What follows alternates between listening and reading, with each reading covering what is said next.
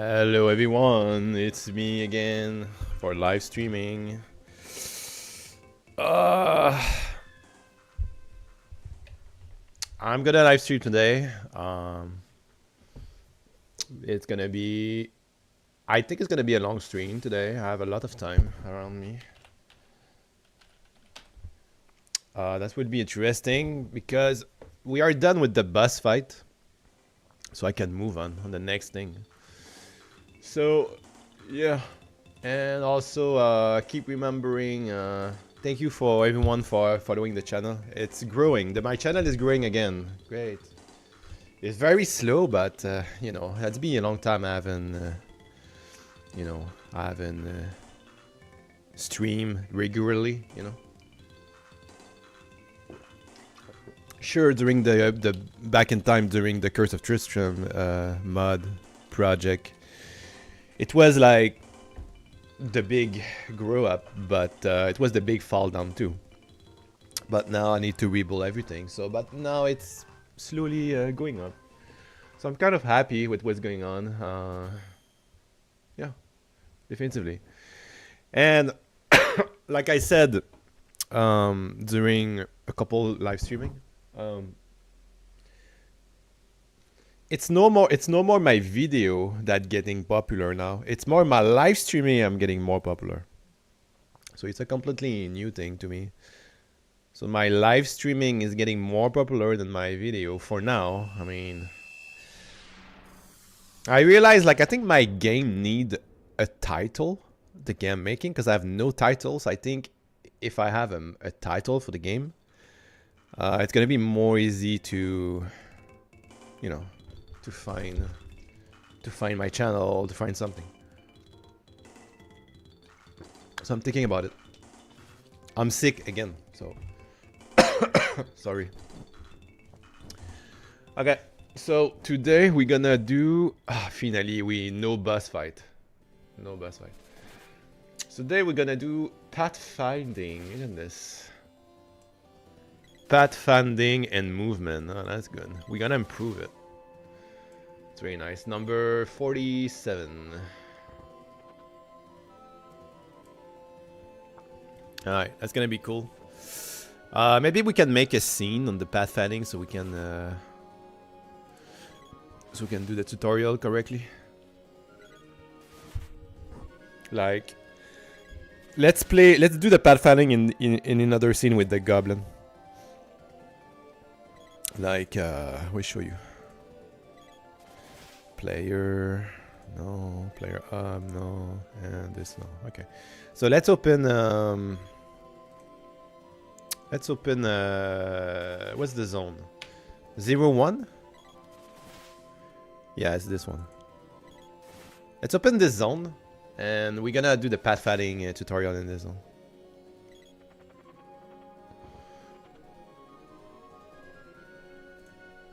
There we go. Alright, let's do this here.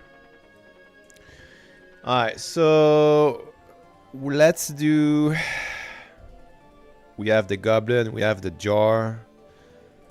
Alright, let's move the jar a little bit. Let's do like... we need a pathfinding system, so... Yeah, let me move it a little bit.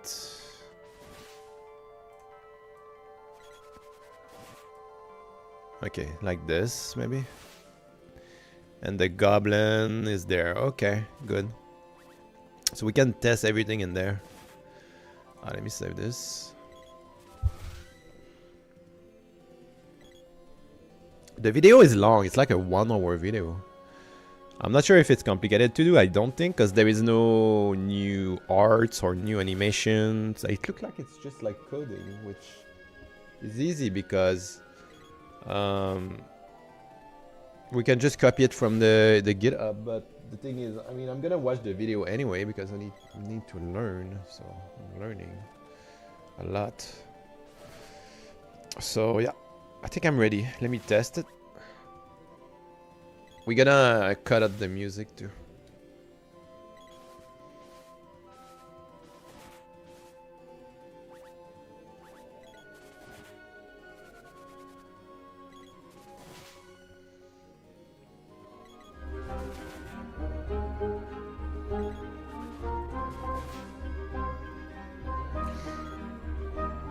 Yeah, I hope I need to upgrade the the rock heart are like from the very like beginning when I made the game. So the tree are updated. The tree are completely updated, but the bush too, the rock, the flower, they are kind of outdated arts too. So I need to work on this, Alright, let me check if everything works again. Try to kill that goblin. Okay, everything is good. Everything working great. I miss. Let me cut the music. We're gonna cut the music as well. Alright. So, let's go. We can start. Let's go. In GD script.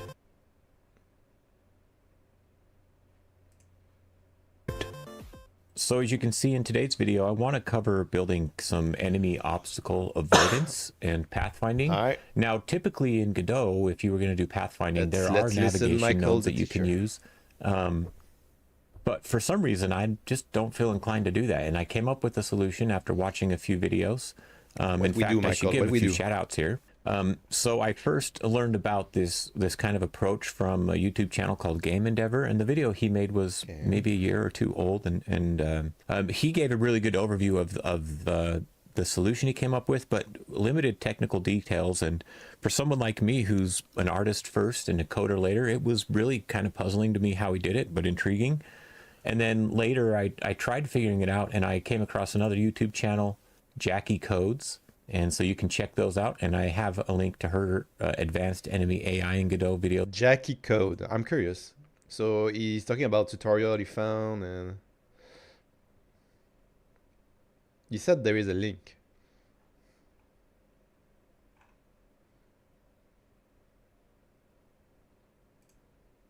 Today we're going to take a look at the best AI of all time. What's going on? I speak human.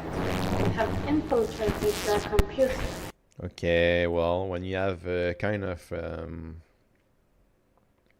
okay, so all right, let me see my thing. I think we're gonna follow Michael. Michael is it's 2-year video also. Okay, all right, let's go, Michael. Show me how to do pathfinding.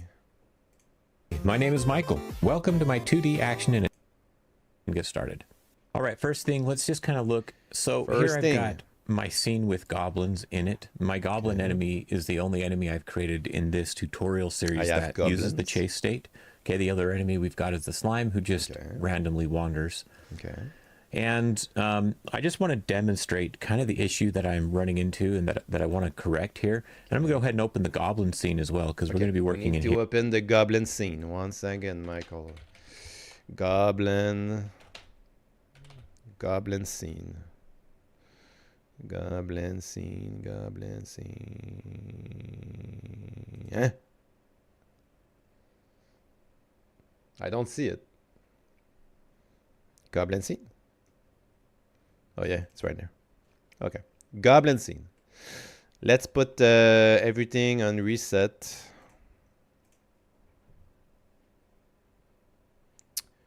And all right. What are we doing here?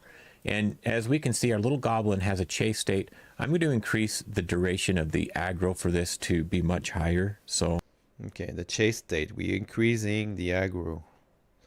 For what? I'm going to put 5 seconds so that he will keep trying to follow the player for a while before he gives up. Okay. Because at half a second, it's quite easy to escape his attention, and he'll just go back to wandering.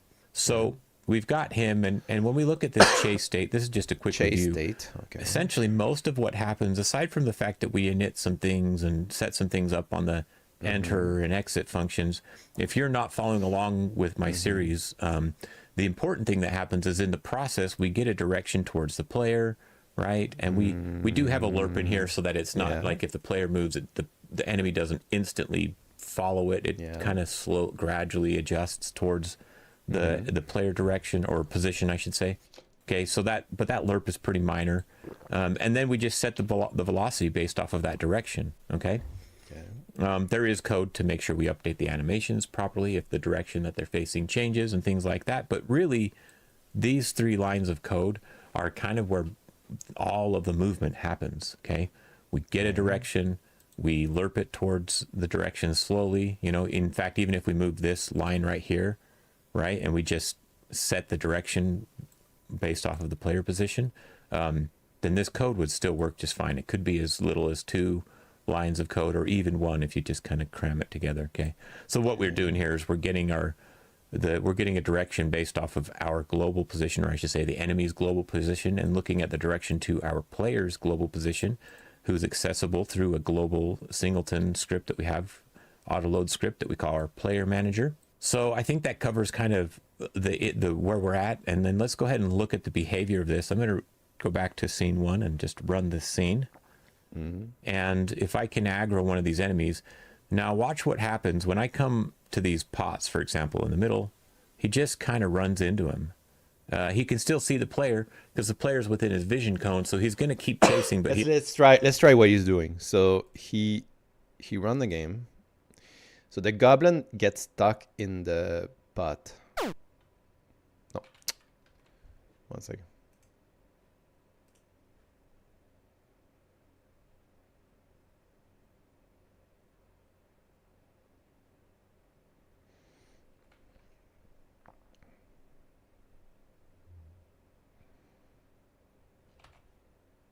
So what he's doing is the goblin gets stuck in the pot.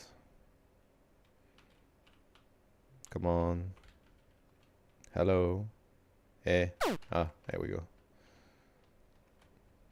Okay.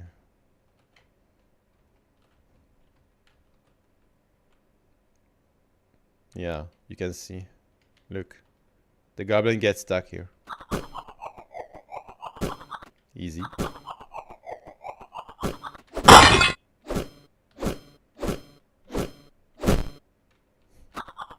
Easy. Okay. He doesn't know how to get around the pots, right? And so this is a solution where we would want pathfinding or navigation agent. If we had a navigation mesh baked out for this level, it would know that these are unwalkable and it would try and find a way around it. Okay. And there we go. Now we've got 2. This is good. Both of the goblins are now aggroed against me, and watch what's going to happen.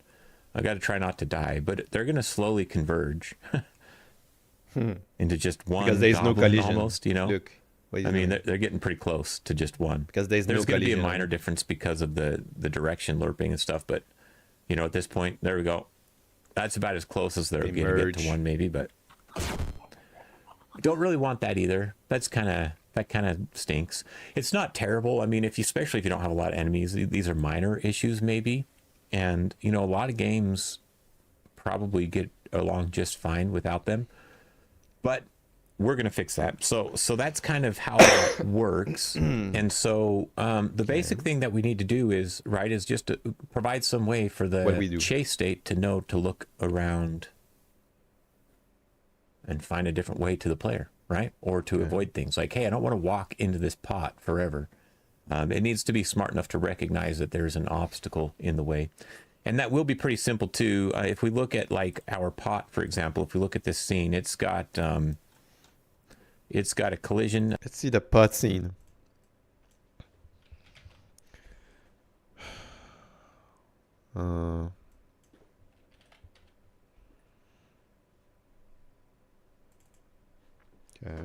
A static body, and it's on the wall layer. Okay, so we can check. That's pretty easy. We've got walls in the level, and we're using the wall layer to kind of flag our obstacles as things that we can't walk through.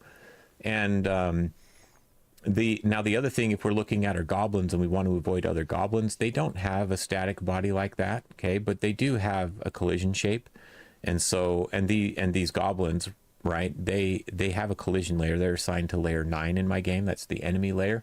So with that information alone, we've got 2 layers that we can check against to make sure that we're avoiding whether it's another enemy or an obstacle. Okay. Okay, so let's create this new node that we're going to use. We're going to create a scene, and we'll use it here to drop onto our enemy. And we're actually going to instantiate it dynamically. So whenever the enemy enters the chase state, we'll just create an instance of the scene. That way we are only using it while he's in the chase state, and then we don't have all of the logic of this node happening when he's not, when he's in like an idle or just a wander state. Okay, so I'm going to go into my I don't know, enemies folder. There it is. So here in the enemies folder, let's go ahead and create a new scene. New scene. And I'm going to call it the Pathfinder or Pathfinder. And I don't know that that's the best name. There might be a better name. I don't know. But, you know, you're welcome to change the name if you want to. It makes sense to me.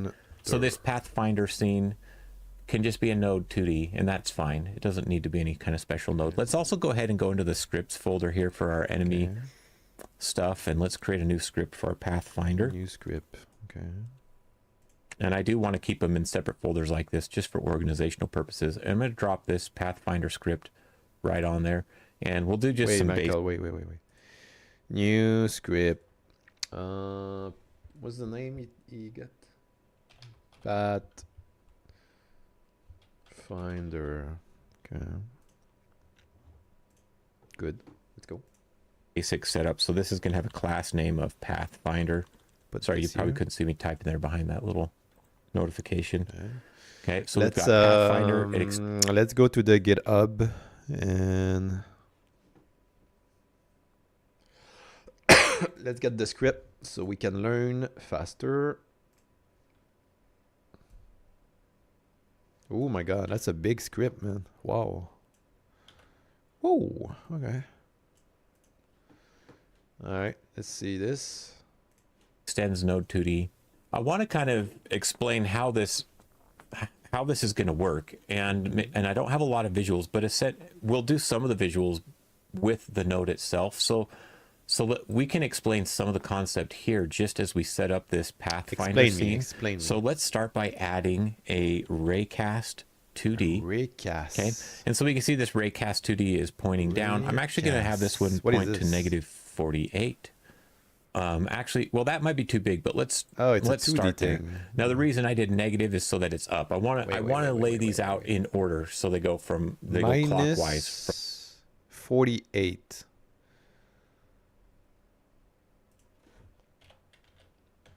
Okay. From up and around, you know. Okay. So we're going to simply do this. We're not going to change the target position on each of these. Instead, we're going to just rotate them. But before we do that, let's configure this first raycast to be configured properly. We do want the raycast to be enabled. We also want to exclude parent on. One performance saving thing would be to disable the raycast when you don't need it. But since we're going to probably just destroy this pathfinding scene when we don't need it, we don't need to worry about the enabled of that. But as a note for those of you who are just looking at this and doing your own thing, that's one really good option is to save performance. You can just disable the raycasts when you do not need them. Okay. Now the collision masks, we need to configure these properly. We don't need a collision mask. We don't need the raycast to look for the player. We're already detecting the player direction. Okay. So I'm going to turn that off. But what we do want to check for with these raycasts are walls and other enemies. So 5 and 9 are the two layers that I've got for that. And you can see that I've given layer names to important layers so they're easy to find. And so you may want to do that by going to edit layer names if that's something that would help you. Hit from inside, we can ignore that. Meaning a raycast could collide with an object even if the raycast begins inside that shape. Okay. Now there's a few other options that I'll explore here. We don't need to change them. Collide with areas or bodies. All of these are going to be bodies that we're colliding with. We're not going to collide with areas. If you had enemies or something that had an area instead of a body on those layers, you might want to change that. You might want to include areas. And then hopefully your transform is just 0, 0, no scale, nothing else special needed here. Okay, so there's our Pathfinder. There's one raycast. So I'm going to go ahead and duplicate this raycast. Okay. And then let's go down to transform and let's rotate it by 45 degrees. Okay, so 45. Now we've got one facing up and right. And we'll just duplicate that again. And I'm going to go around and do this until we come full circle. So every 45, every new raycast will rotate by another 45 degrees. And so obviously the next one is 90 degrees. And then I'm going to just hit Control D to duplicate that. And if you didn't know what the next one was, let's say the math is hard, you can actually just type plus 45 in here. I messed up. 45 degrees.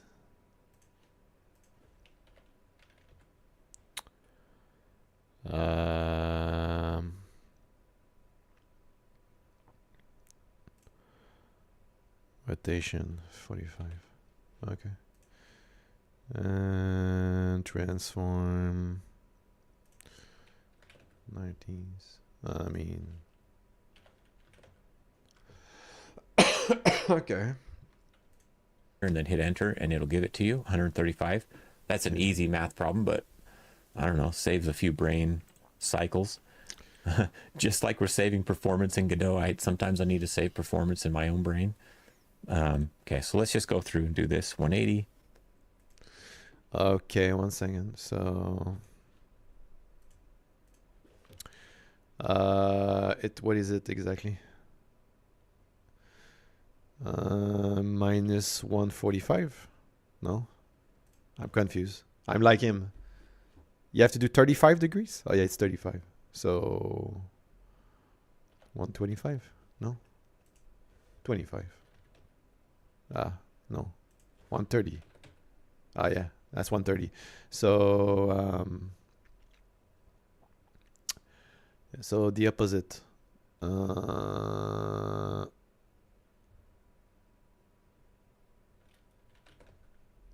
confused. Wait, how do you do that?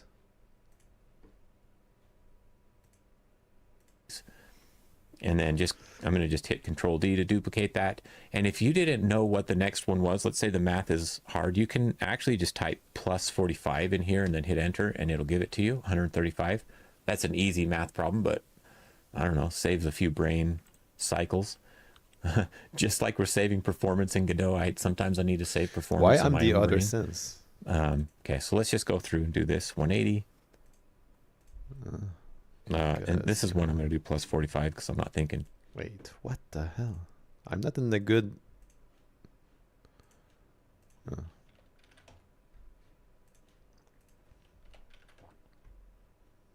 What?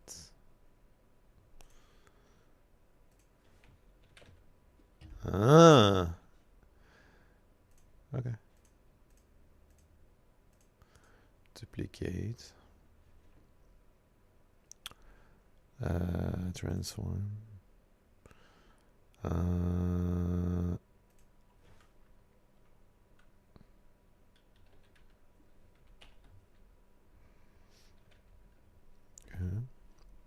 Duplicate. Transform. Duplicate. Transform. Duplicate. Transform. And that's it, pretty much. Okay. 225. There we go. All right. So that one's 315. And now we're good. So, okay, we've got these raycasts. They point in 8 directions. Now, the goal of these raycasts are to help us detect any obstacles. And we're only going to check these general directions, right? Because we're using raycasts, we need to limit the directions that we're checking. We can't check everywhere, but this should catch just about everything, right? I mean, if there was a pot next to our enemy, it might not detect it out here, but it will when it's close. And we're only checking out 48 pixels in each direction right now. We're not going to make this thing detect obstacles really far off. He should be able to run up to the pots and then just run around them. Okay, so we don't need to do anything too crazy. And the goal is once we detect a collision, I never did something like this. We'll kind of store that there's a collision in a direction, and we'll use that to help us know if we want to go a different way. We're also going to kind of track some other things here as well. So let's go to our script, and we'll hop into this next and kind of set that up. So a few things that we need to store in here. And first, let's start with a variable that we'll call rays. And this is going to be an array. And it's going to be an array with objects of type raycast 2D. And all we're going to use this array for is just to keep stored all of those raycast 2D objects that we've got that we just now set up in the scene. Okay. So we also need to track a couple things. One of the things I said we were going to track is maybe if there's obstacles. You know why I never did that before? Because Warcraft 3 and StarCraft 2 has this automatically, you know. Rather than track if it's true or false, what we're going to do is we're going to track our obstacles. I'm going to just make a new variable here called obstacles. Obstacle. And it's going to be an array. This is going to be an array of floats, okay? And the reason why is because instead of tracking if array is hitting an obstacle, we're going to track that there's an obstacle there with a value, with a float. And this is going to be like a magnitude or an indicator that, hey, there's something in this direction, okay? And so then if it's so by default, let me just point this out here. By default, we're going to have all zeros. This is going to be 8 zeros. 1, 2, 3, 4, 5, 6, 7, and 8. Okay, one value for each of those raycasts. Okay, so obviously this top, or this first, I should say, this first value corresponds to the ray that's pointing up, right? And so on, clockwise around the circle. We also want to keep track of, I'm going to call this interests, another array. And this is an array of floats too. We don't need, I'm not going to define them just now to all zeros. We could. We've got interests and obstacles. And what I put floats. What the interests array is it shows like which directions are interesting to me to go. Which directions might I want to walk in, right? And these interests should align closely with the direction towards the player. Good, Leaf. But obviously, if there's an obstacle in our way, we want to know which other directions are kind of desirable. The next most desirable directions. So if the enemy wants to walk, straight down to get to the player, but there's pots there, well then maybe the diagonal directions are also interesting to us, and even the side directions, right? But not backwards or something like that. Okay, so this interests array, it's going to look the same. It's just going to be an array of floats, and it's going to be the same thing. A higher number is a greater interest to move in that direction. A higher number on the obstacles is a greater interest to avoid that direction. Okay, so I hope you can see where we're going right now. Right now, we're taking these 8 directions. How strongly do I want to walk that way? But how great of an obstacle is to me walking in that direction? Okay. So before we can really start coding this, though, I want to put a couple more variables in here. And I'm going to go ahead and just copy and paste this in here, and then you can pause the video and copy it as you need to. We want an array of vectors, and these vectors are just simply the directions that we can go, okay? This is just to help make some of our code a little bit easier. We can obviously, for up and right, down and left, we could just do vector up. This remind me when I was doing in StarCraft 2 Curse of Tristram, I was doing the collision system. When you hack and slash, when you hit people at a very close range, I had a detection like this, kind of. 2 dot up and vector 2 dot right, and so on. Okay, and but we need to account for our diagonals, and it was like zone. It was following the player. Really naive and haven't figured this out. But if you guys know a better way to do this, this is another way to do it, and it looked interesting. Using a vector like this, where we have this is up and right because the x is positive, so that's right, and it's negative on the y, so that's up. Okay. No, I was about to say we can skip, but it's just moving. Because these are not normalized. Normalization just means that the total. I want to know what is how the logic of this. If we have a diagonal line going up 1 and over 1, then the length of that line is greater than 1. We'll normalize that in our code, but for setting it up, this is a simple way of doing it. Okay. But what this vectors array does is it allows us to say, okay, these are the actual, potential. You're just talking, vectors that we can compare against in the directions we can move. Now let's go ahead and let's do just a little bit more setup here. In our ready function, I want to go ahead and first thing is to gather the raycast 2D nodes. Okay. And I'm going to try and comment learning curve. the the code in this video better than I've done in the past, because I think that'll be useful to everybody. And then once this gets checked into my code repository, it'll help make the code more readable and understandable in the future. Another thing that we need to do, Gaster, is we need to normalize. I mentioned this, right? We've got those vectors that we defined above. We want to normalize those. So normalize all vectors. Okay, so that they are ready to use in the rest of our code. And then after that, we just need to maybe like do an initial check of the directions that we're going to do. So I'll just call this perform initial. Did pathfinding for NPCs, it's a pain. You did that video already? Path finder function. Oh, okay. No, you did it before. And then lastly, actually, we're gonna do this with a timer. You try it with and then in here we can connect our timer. Yeah. Okay. And the reason I want to do it on a timer is so that we're not doing this. We could do it in every process function, but then that's going to happen a lot. And more than we really need to, right? I mean, if an enemy's walking and he sees a thing and he adjusts his direction, that's what he's doing. Continue to do that until maybe my first time later, right? So let's go ahead and let's go into our node. I mean, I don't have to show the scene, but I'm going to add a timer node. Oftentimes in my tutorials, I've used just a simple script to do the timer functionality, but I kind of like this. This is fun. And this is how a lot of people would do it in Godot. And there's really nothing wrong with using a timer. And it's nice to have something in the scene. You can set some of the variables on it, and some of the stuff happens automatically. It will reduce the code that we have to write a little bit. So the wait time, I'm going to just put it to, for now, I'm going to put it at half a second. So every half a second, then we're going to perform our Pathfinder functionality. It's very similar to the way I was doing it in StarCraft 2. By the time we're done with this, we'll decrease it to something smaller.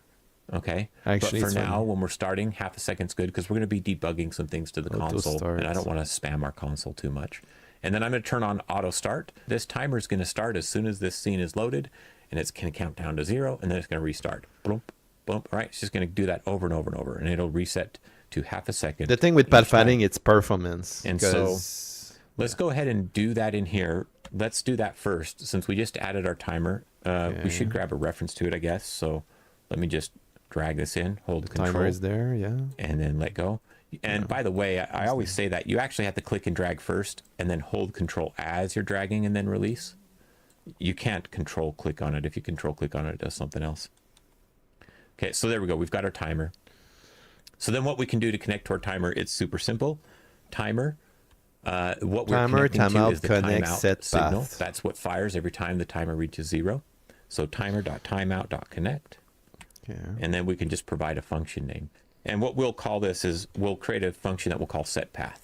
Okay? SetPath. So I'm just going to go ahead and copy that name, and I'm going to come down here below process function and make the best path vector by checking for desired direction and it's void. Obstacle. Does not need to return any value. Interesting.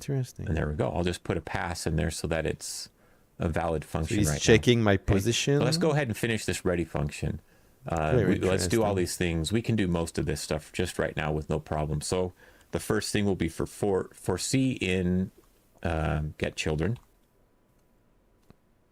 There we go. That worked. Get all race guys in there. So he's getting all the array. We're not going to add them all to the array. We're only going to add the nodes that are of type raycast2d. So if C is raycast2d, then we will append it to our rays array. So rays.append. Man, those two words are so similar. I hope this is making sense. Append C. All right. So that's going to gather all of these raycasts and put them in the array. We could do that manually too, but I think doing it this way is cleaner. And then if for some reason you want to add more or remove arrays from this raycast, then that would work as well. Okay. It is important to note though that if you add or remove them, he's gonna. So what he said about raycast is they're gonna check if there is an object with a value, and he's gonna detect like what's the best way, like what is the collision.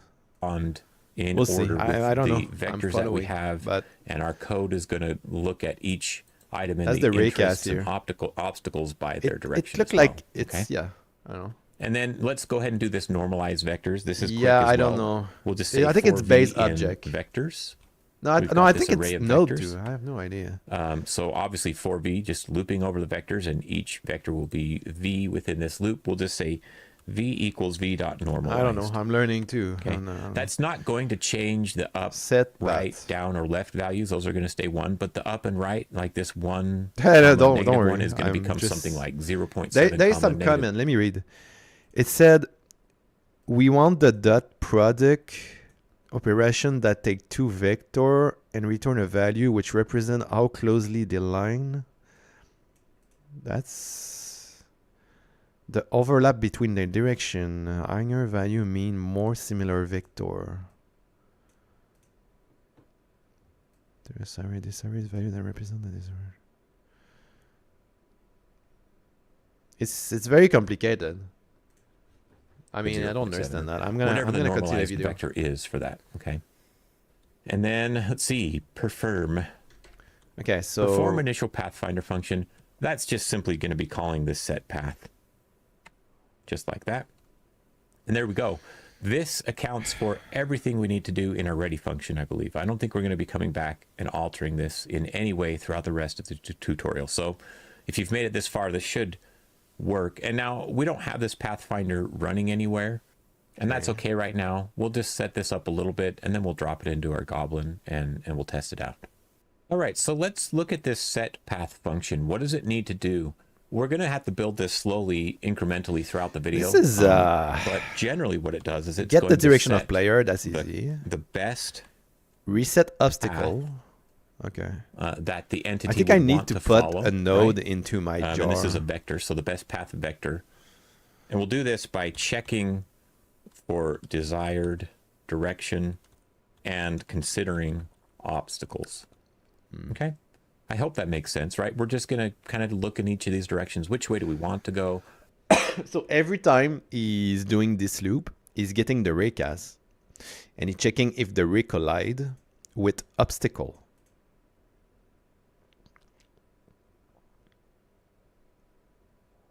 Okay. If there is no obstacle, recommend path and direction of player. Okay. Apply to enter away. This array contains value that represent the disability of each direction. Enter as clear. We want the dot product interest append v dot. Oof. What is this?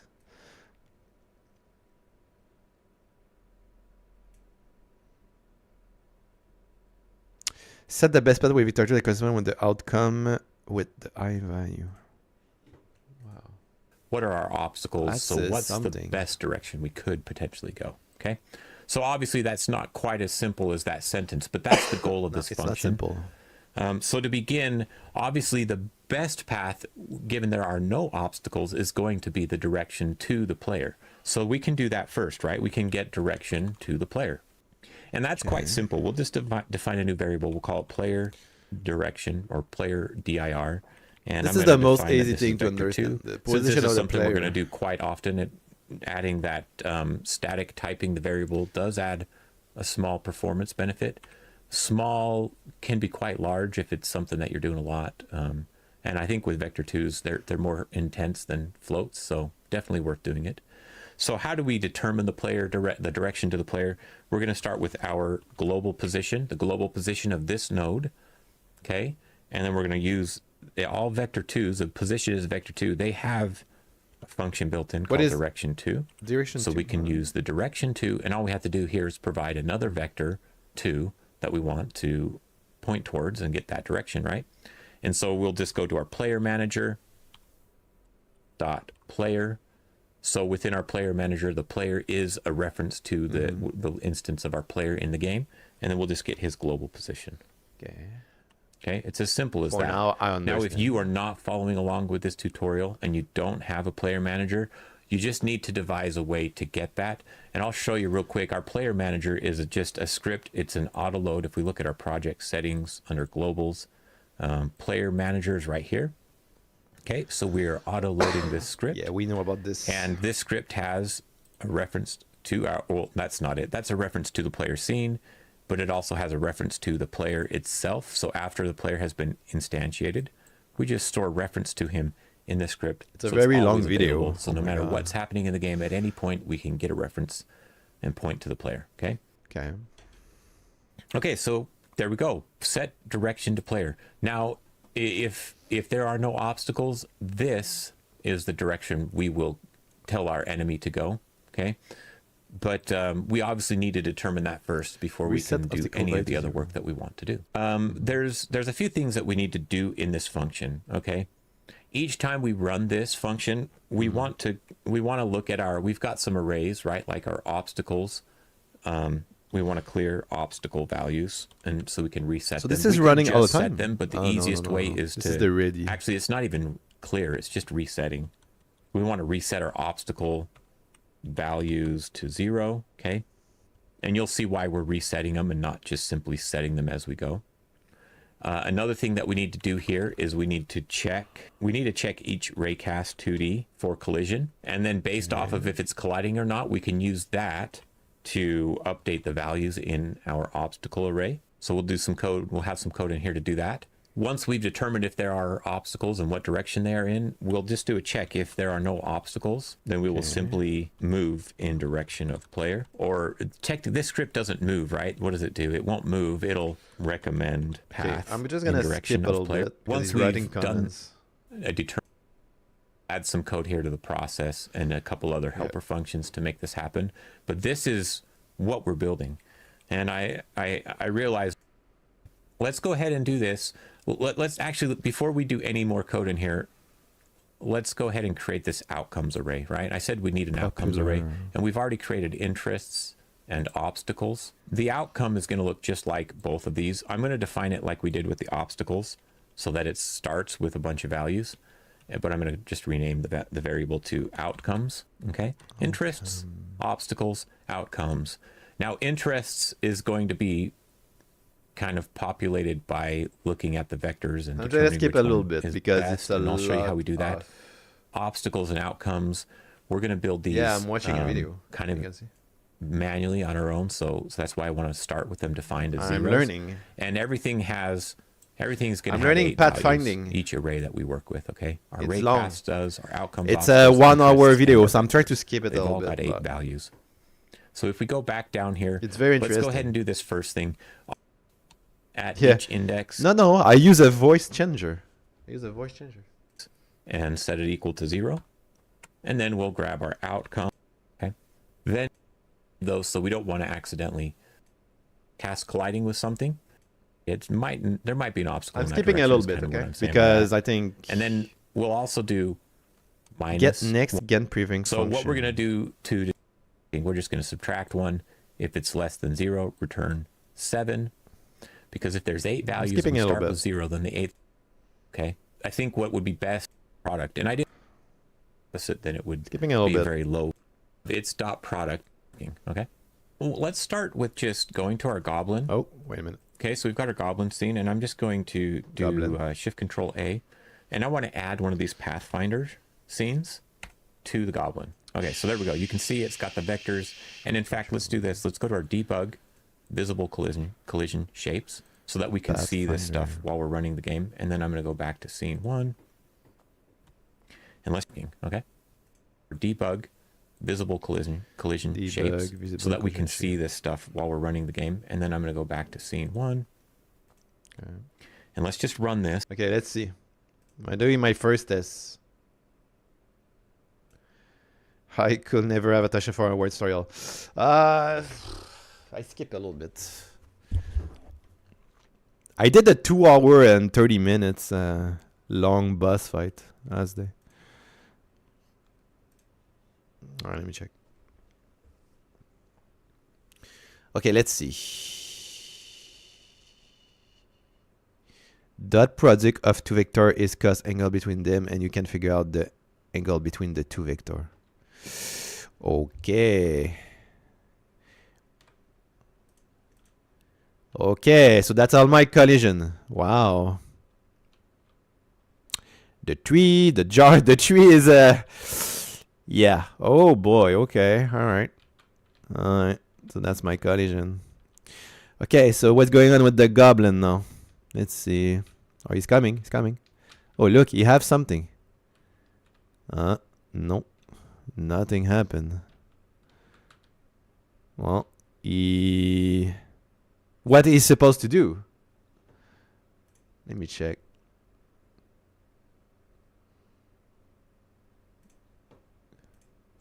He's supposed to... There we go. This is cool. So what do we see here right now? We can see some stuff printing, but first off, you see that the vectors, you see that these ones that are red, that means that they're colliding. Okay. Oh, yeah, that's cool. Yeah, we can see the red on the goblin. Oh, that's nice. They'll just draw a red line. Okay. Anytime they're colliding with something. Okay. So if we get this guy over here, he should collide with the pots. Yeah. Oh, yeah, and that's I nice. think they should hopefully collide with each other. If I can get them to, there we go. Okay, let me try to collide with each other's and see if it's working. Alright, come goblin, come. Yo. Let's see. Oh yeah, look the red line.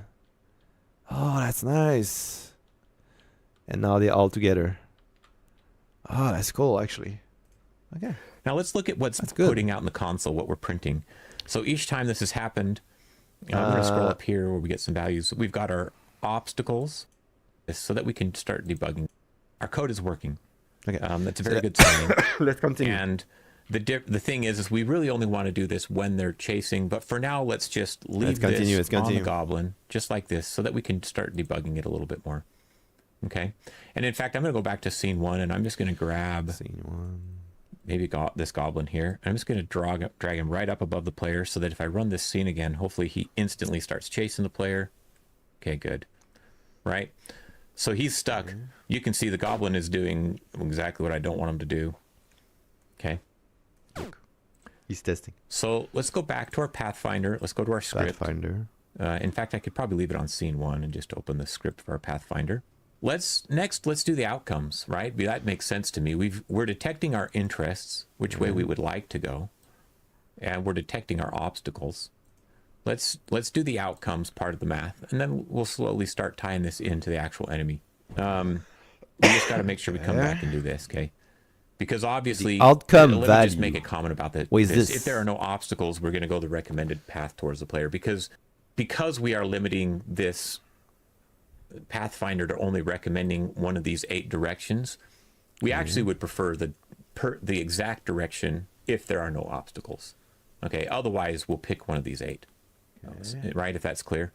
And that's why we're going to have this if statement in here, but we'll come back to that. So let's go down here. Let's go to the outcomes array where we've got this comment. We're going to populate the outcomes array. And what we're going to do is very similar for I in 8. We're just going to say outcomes at I equals, and then we'll say interests at I minus obstacles. Oops, brackets come after obstacles. So that's the secret I. Okay, so what this is going to do is it's just going to say, okay, for now that we've got our interests and our obstacles, let's create one additional array called outcomes. We'll just boom, we'll subtract it. Now you could probably potentially just keep the interests array and subtract the obstacles from that and not have this outcomes array. I prefer this because it's going to be a lot more clear what we're doing. And then later, if you want to try and do that and it cleans up the code a little bit for you, then you're welcome to do so. So now we should be able to uncomment the outcomes. And if I run this scene, let's just see what's happening here. So we're getting outcomes now, okay? And the outcome for this right now, when I stop it, should be to the right, okay? Which is top, up, that's the third one. So I'm just looking at the outcomes. He's getting outcomes. Let me check. Let me check. Actually, I didn't really see that when I was testing.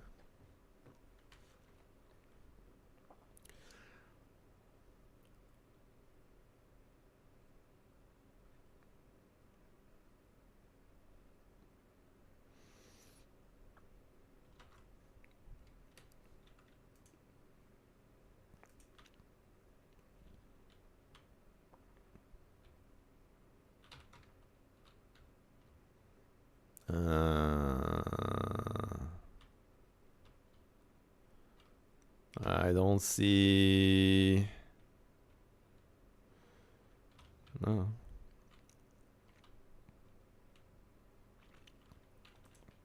Don't say any change. The fourth one, writing down, was favorable in this situation, right? Because it was slightly bigger number, 1.15 as opposed to 0.9. But I was more or less correct. If we look at the directions and the opposite, they're negative numbers. So those are going to score really low in the logic that we do. So we're not going to want to go in those directions. Okay. But interestingly, this one had no obstacles. So if we find one where there were obstacles right here, you can see that we've got an obstacle of 5 on the fourth. So if we look at the fourth value here, we were moving in generally the same direction, but that's going to say -4, -6, -7, really undesirable directions. So you can see how we're using these just to kind of determine which way is going to work best. And right now we're just looking at a bunch of numbers, and it's probably kind of confusing to you guys. So, or maybe not confusing, but you're kind of wondering if this is actually going to work. And so I am too. Sometimes I wonder if it's going to work. In my test, it worked. I don't know if I've introduced any bugs while we're working today, but let's go ahead and start plugging it in. I'm going to go back to our goblin. What I don't want to do is I don't want to have this pathfinder just a child node of the goblin at all times. So there's 2 ways to handle this, and I've kind of spoken to them. We can either disable all the ray casting and the logic of the pathfinder, which would be simple, or we can instantiate it at runtime. I'm going to go ahead and go the path of instantiating it at runtime and then removing it when we don't need it. Because this way, the benefit of doing it this way is we don't have to set it up in our enemy. So then if we create a new enemy that needs a chase state, we don't have to remember to put a pathfinder in as a child of the goblin. I want the chase state to be but let's go ahead and start plugging it in. I'm going to go back to our goblin. Goblin. What I don't want to do is I don't want to have this pathfinder just a child node of the goblin at all times. Okay. So there's 2 ways to handle this, and I've kind of spoken to them. We can either disable all the ray casting and the logic of the pathfinder, which would be simple, or we can instantiate it at runtime. I'm going to go ahead and go the path of instantiating it at runtime and then removing it when we don't need it.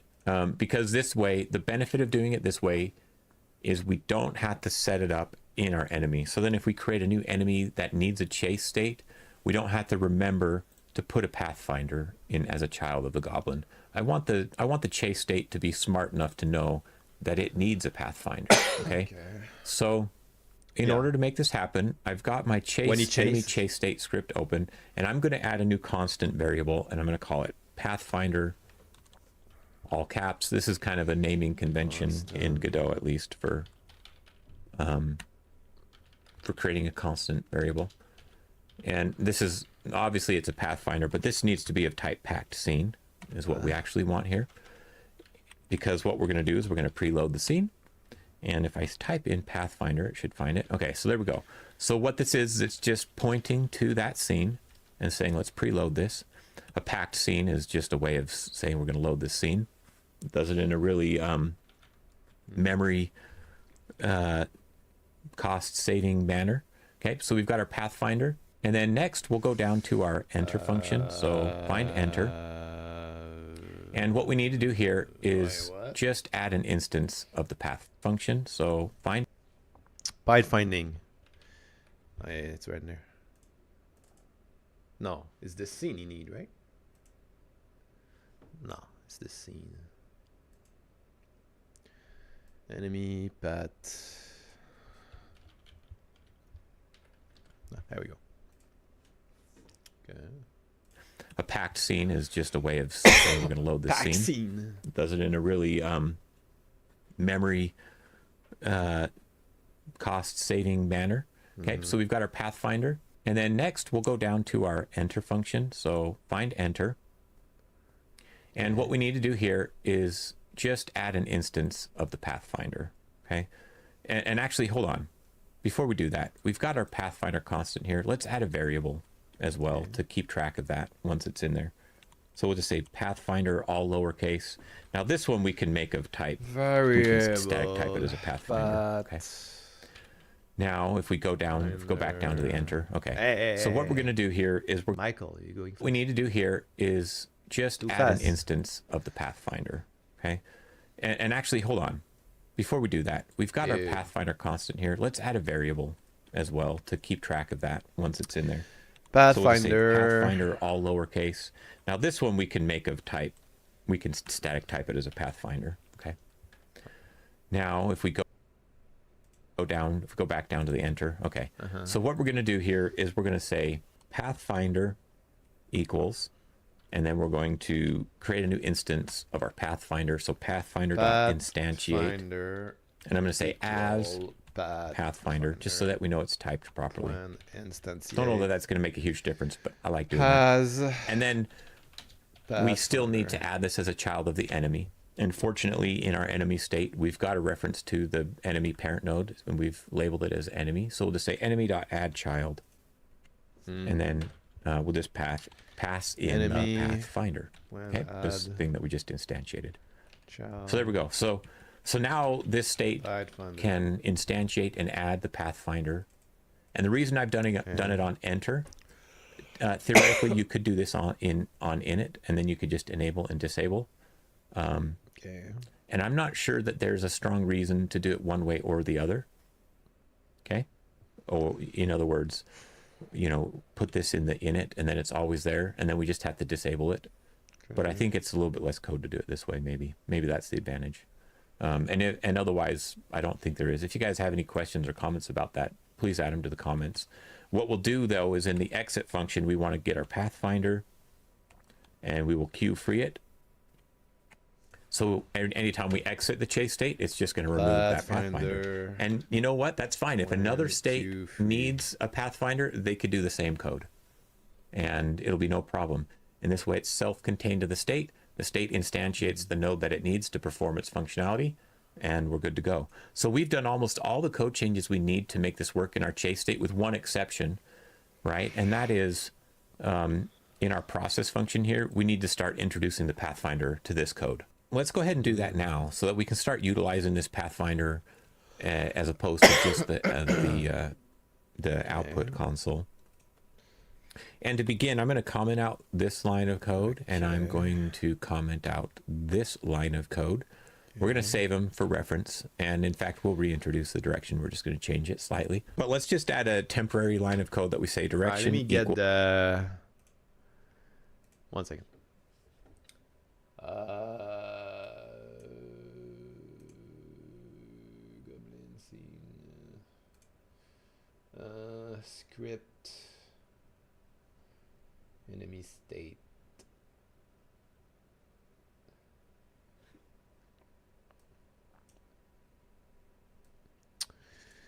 Enemy state chase.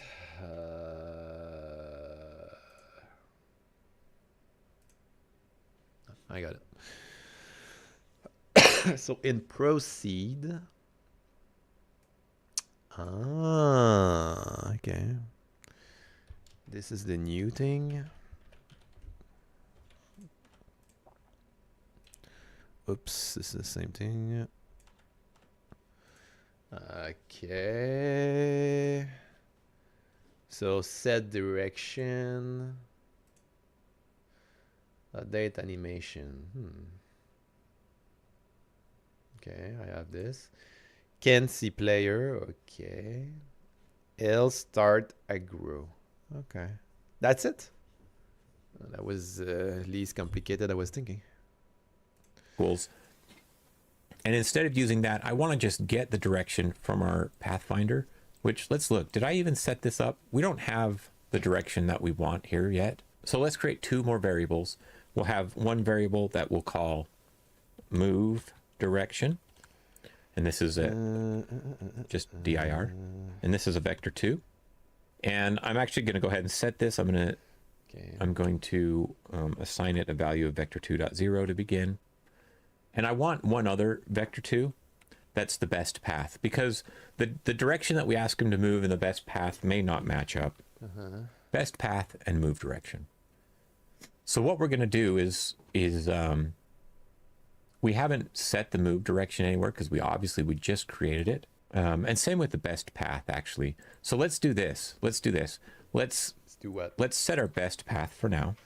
Best path. So let's come down here, and at the end of our set path function, that's where we should set that best path equals. And what we're going to do is we're going to go through all of our vectors. Okay. And we're going to find the vector whose outcome was the highest. Remember, it's going to find the index of... Go ahead and comment out these print statements for right now.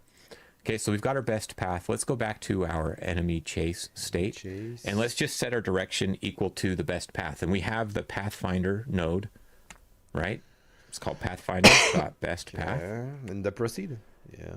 So what this is going to do is the goblin is going to move in the best path at all times. Okay. And so let's go ahead and just select our scene. I'm going to run that. You try. Okay. Whoa, that's pretty wonky, right? Because he's moving only in one of those 8 directions. Okay, let me see this. Interesting. And let's test this out. That was the line we're missing.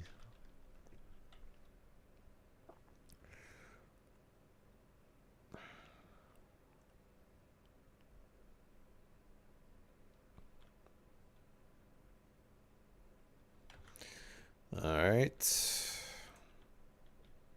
Hello? Yo, goblin, come here. Come here. Yo, come here. I'm gonna hit you. There we go. He's coming. Okay, okay. What's he gonna do now? Ah, look. He move. He have a brain. No shot.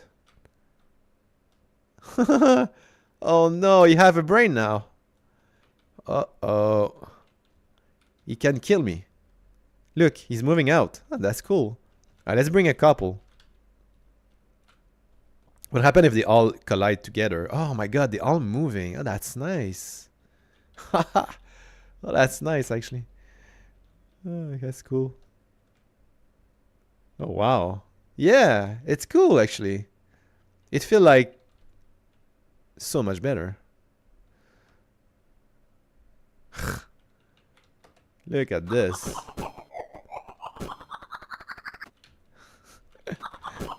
That's nice.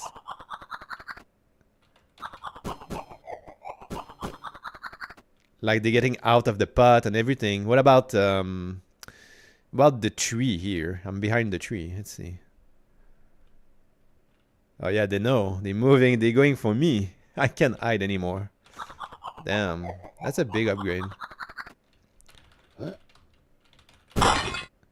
Alright.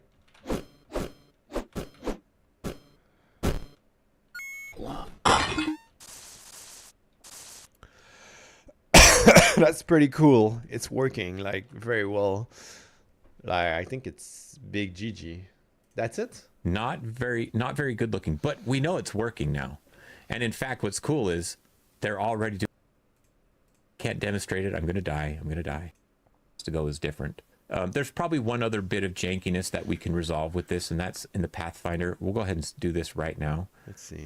This timer is set to every half a second, so they're only updating the direction every half a second, which obviously is kind of weird because that makes them seem really unresponsive. And so I'm just going to go ahead and change this to, you can do something pretty low like 0.1, or I'm going to try 0.2 and see how that looks. And if it still looks a little goofy, I'm going to decrease it. But I'm guessing once we add the lerping functionality in here, that's going to look just fine. This is where... okay, so this is exciting because we've come this far and it's starting to work. And it's not completely broken, which makes me happy because if it was a change that we're going to do right now, we'll go circle where we're...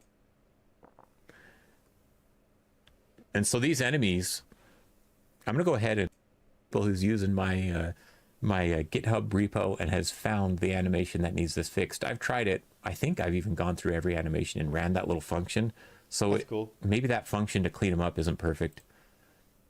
To describe something else. This is pretty much wants to be hard-coded, though, by the nature.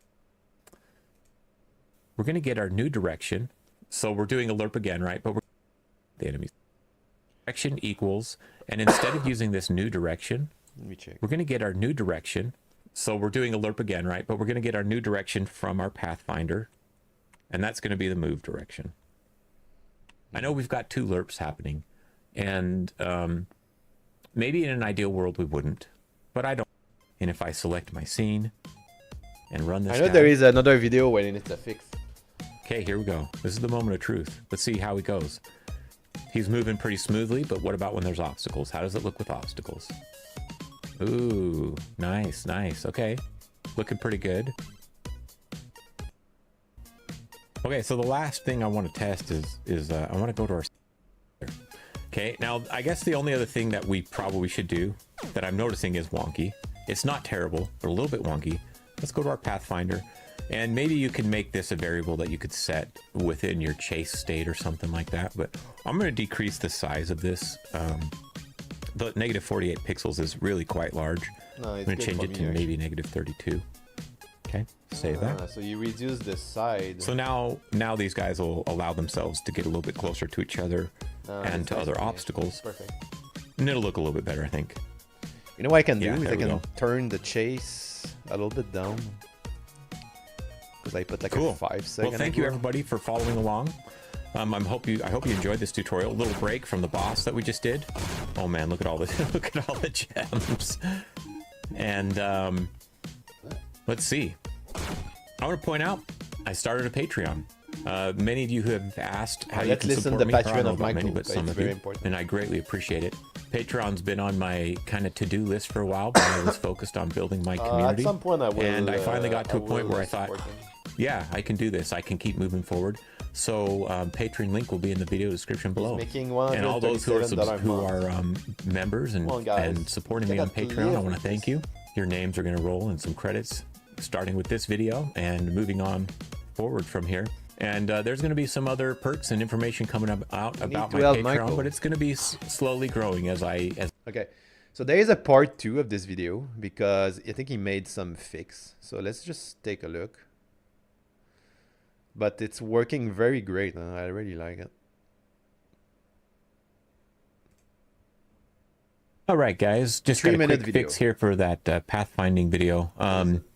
Something that I noticed wasn't working quite right when I was actually editing the video, and if it hadn't been Thanksgiving, I probably would have worked this in instead, but I needed to I felt the need to get this done. But there's an issue in here where we normalize the vectors to prevent, the diagonal movement from being faster than the other ones, and this code works, and so does this loop, but there's a problem here.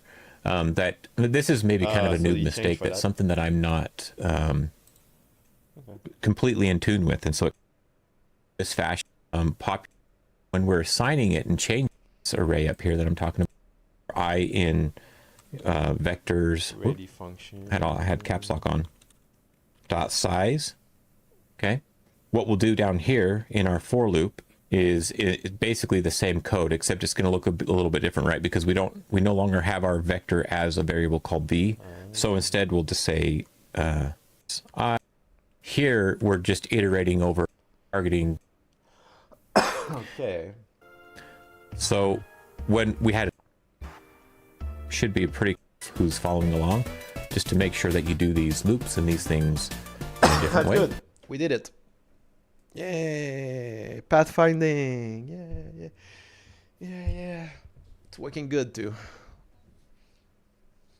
Alright. So yeah, it's GG. Let's see. What's next? What's the next tutorial, Michael? Let's see.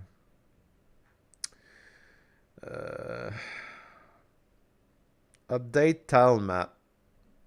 How long? 16 minutes? In today's video, we're going to take our existing tile map nodes and convert them into the new Godot 4.3 tile map layer nodes, as well as address a couple little bugs and issues along the way. Hi, my name is Michael. Welcome to my 2D action and adventure RPG tutorial series. Follow along and learn how to create your own ARPG in Godot 4 using GD.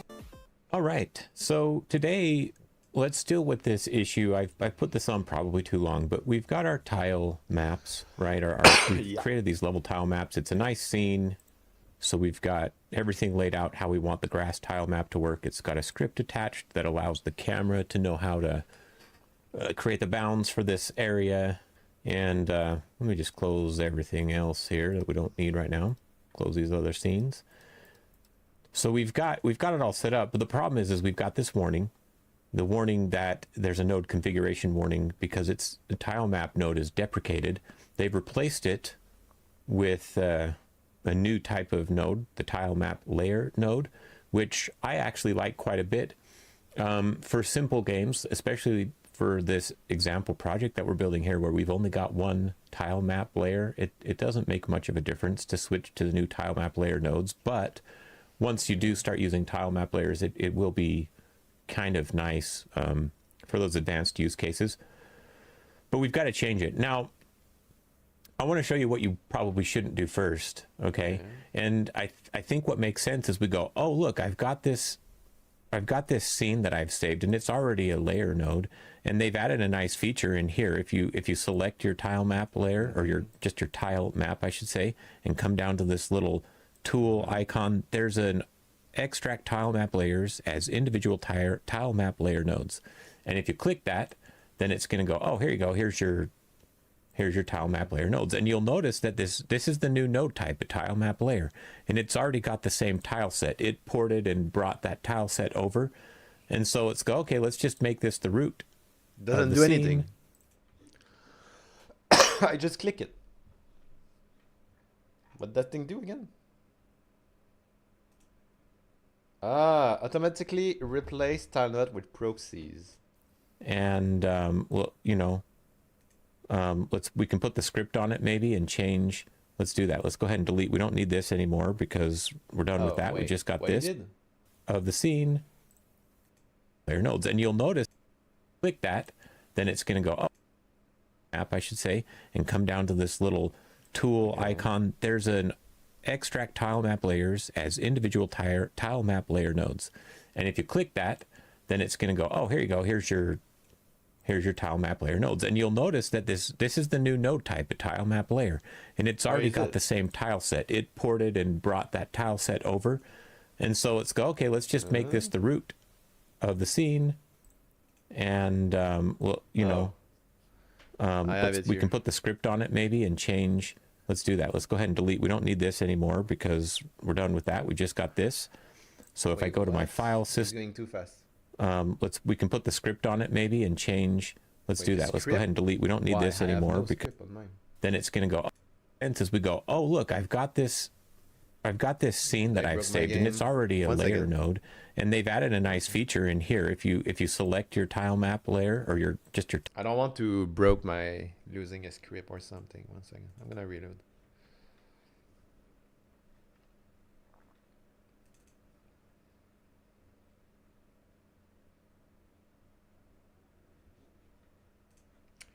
Reload.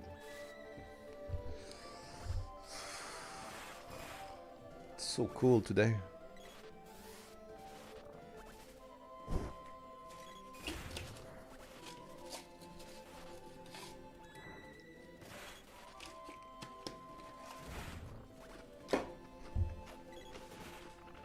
Okay, let me try again. Yeah, there is no script on that. So, okay. So what do I do next? Tile map, I should say, and come down to this little tool icon. There's an extract tile map layers as individual tile map layer nodes, and if you click that, then it's going to go, oh, here you go, here's your tile map layer nodes. And you'll notice that this is the new node type, a tile map layer, and it's already got the same tile set. It ported and brought that tile set over, and so let's go, okay, let's just make this the root of the scene. And well, you know, we can put the script on it maybe and change. Let's do that. Let's go ahead and delete. We don't need this anymore because we're done with that. We just got this.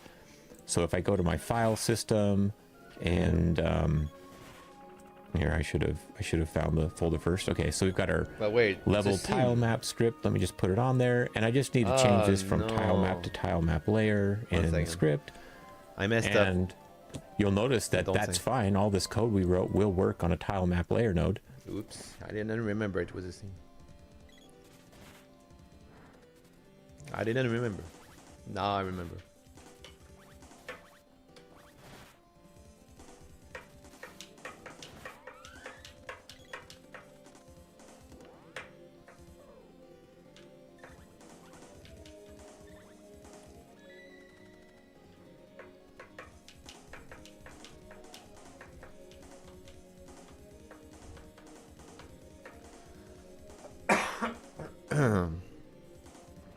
Let's try again. So grass zone, scene, world map. Okay. So I just click. What is this? So just click here. Extract. Wait, that's not the good one. That's the old world map. What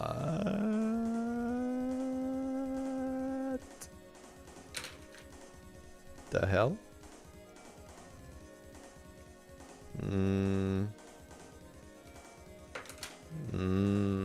That's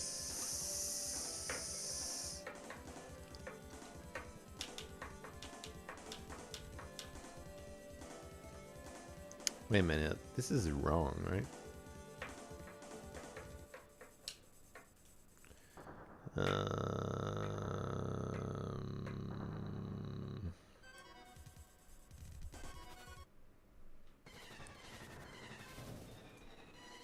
I mean, it's not. This is. There is nothing in there, right? I don't think there is anything. But I don't use this anymore. So.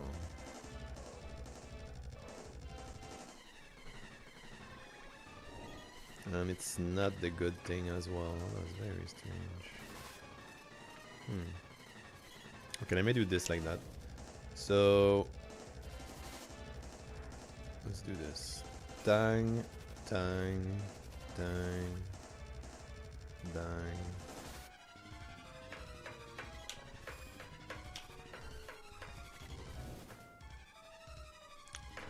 And we can delete that, right? No. Wait, grass? Huh? Wait, what? Did my thing just change name? Wait a minute. Don't save that. Confused again. Dude, I don't want to make a mistake and lose everything.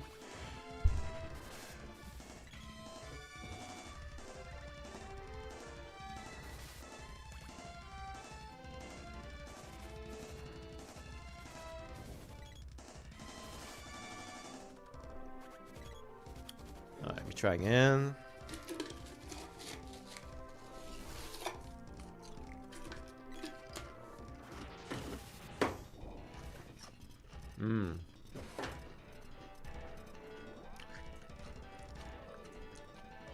Oh, that's the name of it. Oh, I'm sorry. Okay. Nice track, layer 0.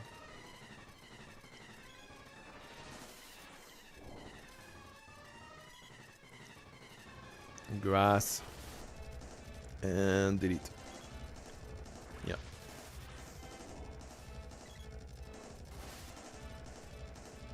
Oh shit, okay. I lose a lot of things.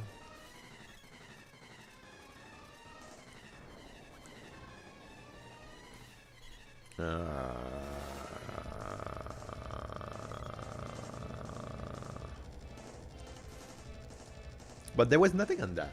Confused. That seems good. So why don't we just do that? And I'll show you why we don't do that. Because when we come over to back to our level, let's open level 1. I think I should have to do the same thing with other. Our levels are busted. Okay, it's gonna just wipe out all the work that we've got there. Okay, so let me just revert those changes, and I'll be right back to you in a second. Okay, so we're back. I've got my tile map layer node back.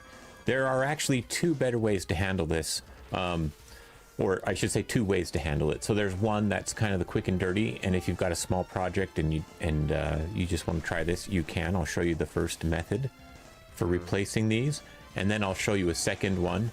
And in the process of doing the second, okay, let me do what he's doing. 1 second. Oh my god. Why didn't cut that part in the video? Very strange.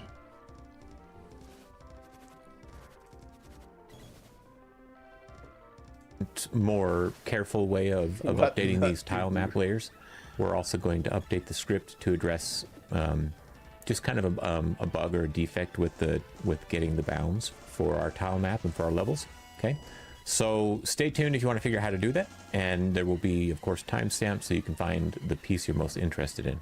Okay, so really the two ways, I mean, obviously the steps that we went through of taking this tile map and changing it to a tile map layer node are more or less correct, but if we do it to a scene like this, right, where we've got this scene that we've saved, and we're changing the root type, and it's got data associated with that layer, that's going to mess with things. So let me show you the simple way first.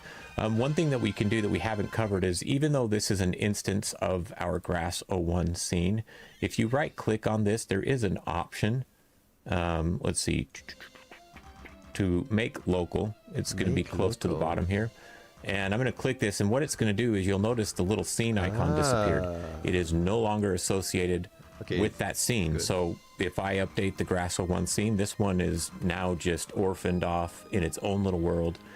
But now I could come in here and I could change time. Well, I could come over to the gear and I could do this extract tiles as layers, and we've got our layers, and you can see that the layers, I'm going to go ahead and delete this node here, but there we go. It retained all the tiles we drew. So it's not that Godot's converting, functionality for these tile maps to tile map layers is bad. That's not why we lost all the data associated with the tile map before. It's simply because the fact that we were doing it to a scene that we're reusing, as opposed to just an individual instance. Well, I lost the stuff. One way you can fix this issue. Because of this, one problem here is we've got to drag and drop that script back onto this layer. Okay, which, not a big deal, but also now as mentioned, we've severed that connection with the scene. So if I had wanted to come back to this scene and add an additional, set of tiles to it that I could draw with, well, then when I come back here, I'm not going to have those available. Okay. So let's go ahead and do this probably the better way. It's a little bit more laborious, but what we're going to do is we're going to make a new scene that works just like this one. Okay. But then we're going to have to do some copy paste, get those tiles over to the new one. And so there is that laborious part of it, but in the long run, it'll be better. And, unfortunately, this tile map change is of a nature where if you've got a long running project, and you're going to be working on it in Godot 4 for maybe a year or two, I wouldn't want to continue to use the old tile map because you could reach a point where it's deprecated or it doesn't have the features that you need that are getting released, right? So it's worth switching over to the new tile map layer node. That being said, of course, if you're doing a game jam, you're doing something short or, whatever, prototyping, maybe don't worry about it. You could continue to use the old tile map just, for a shorter project like that. All right, so let's dig into maybe the best way, I think, to do this. I was doing air quotes, you couldn't see the best way to handle this. Okay, so I want to find where this grass system is. I want to go to my tile map folder. Okay, so we've got Grass 01, we've got Dungeon 01. Okay, what I'm going to do is I'm going to actually, so these are both basically the same thing, right? Just a prefab, reusable tile layer that we can use that's got everything set up. What I want to do though is if I go back to the file system, I actually want to, let's just start with the grass layer, and I'm going to duplicate, or the grass node, I'm going to duplicate this. And I'm going to call it, I'll call it grass tiles. We just need a different name, right? Okay, then when we open this scene, it looks just like the other one. So I'm going to go ahead and close this other one so it's not confusing. I'm not sure what he's doing. In this case, I am going to come in here and I'm going to click on the little gear and extract the tile map layers as individual layer nodes. And then just right click this and find that option to make it the parent. Make scene root. That's what I want. And now I can delete the Grass 01 here. And I should rename this layer, right? So that when we place it, and I'll just call it Grass Tiles 01. I'm going to just match the scene name. Okay. And then let's go ahead and duplicate this script as well. We changed, or we could change this to tile map layer and just go, but like I did in the first example, but I don't want to do that because I don't want to break any of the old things right now. There is a script attached to this? I didn't know. What's the name of it? Level tile map?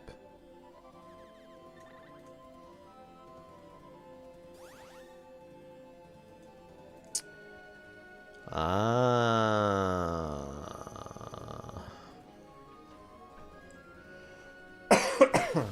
Ready.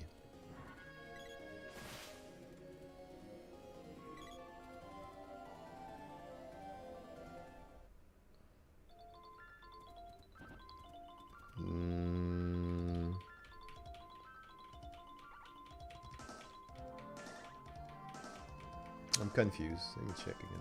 So level, let's see, tile, map, I don't know, layer. Okay. I'm not sure if that's the best name. Eventually you could phase those out. But if I open this script, I want to change the class name so we don't have an issue there. And let me just change this to tile map layer. Save that. Okay. So now I can, you know, looking at this, I can take this new tile map layer and I can drop it onto my grass tiles. I'm going to go ahead and save that. Okay. So we've created a new scene that we can use for our grass tiles. We would want to do the exact same thing with the dungeon. Okay. So duplicate it, open it up, get that node and make it the root, and you do all that work. Okay. And then just drag the script on. You don't need to duplicate the script again. We'll use the same script for both. But let's go ahead and go back to our scene 01. So how are we going to do the switcheroo? I mean, I don't think I'm using this actually. You know, we try, but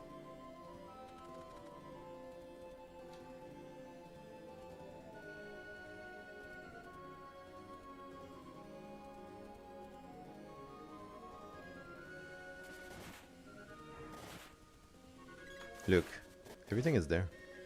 I don't think I'm using the script at all. There was like no script on my team. So, let me go there and see. I'm gonna try to load the game completely and we'll see.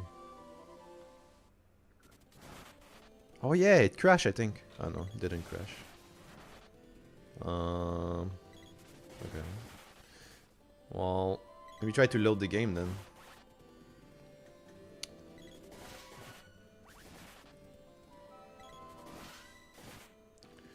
Okay, let me try to load it.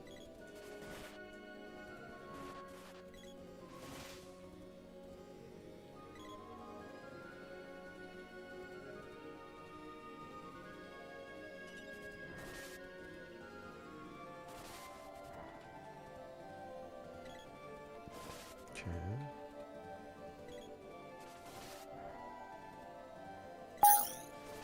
Everything seems to work.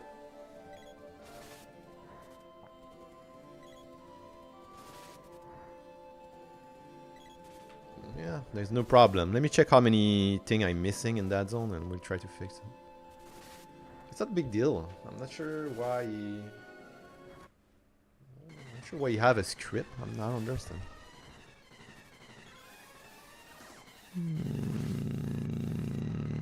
Everything is there. There's nothing is missing.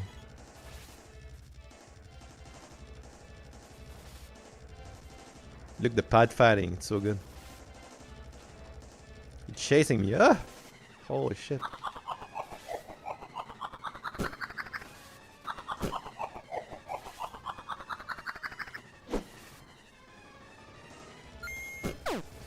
What?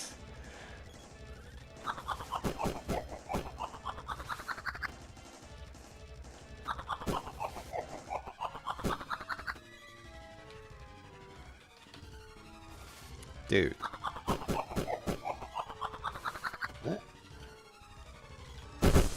Whoa, I'm doing massive hit. Holy shit. There we go. Alright, so I think I understand what he's doing with the layer, but I think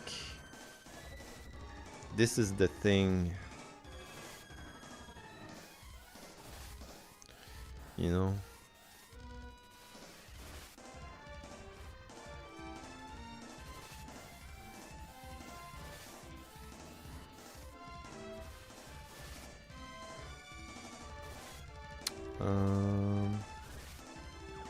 How do I do it again? Oh. So if I do this and this.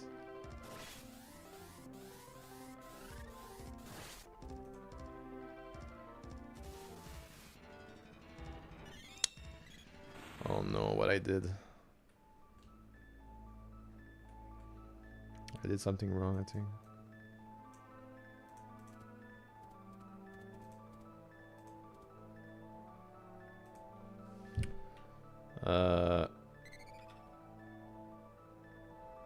Huh? Oh no, I removed this. Yeah. So, here we go. So I can set layer 1.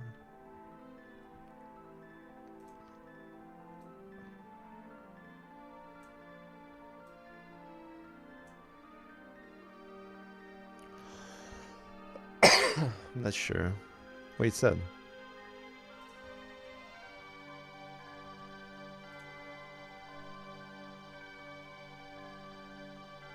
I don't know. Everything is working for me, so I'm not sure what's the...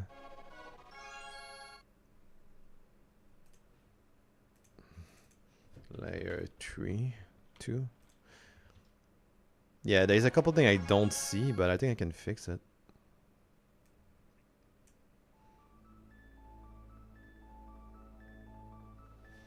Okay. Yeah, I don't see it in the zone, which is strange. That thing I don't understand. This is the rock and the flower.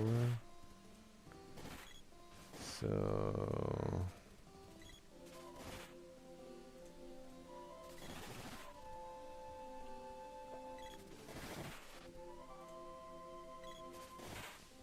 Yeah, but why I don't see them? That's my question. Because it's layer 0? Ah. So can I choose the layer?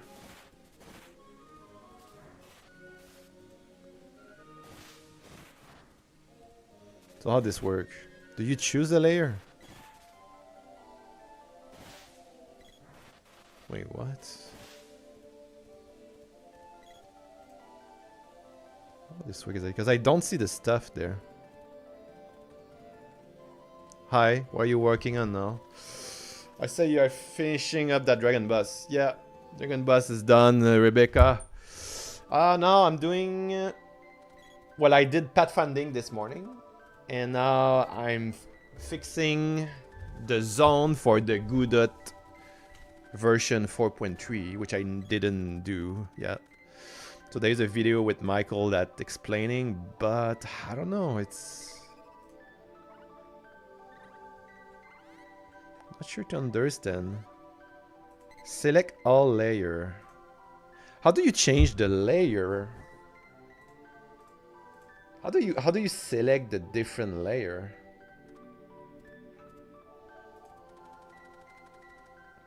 I don't know. Layer. Visibility layer. Oh, look at this. 2.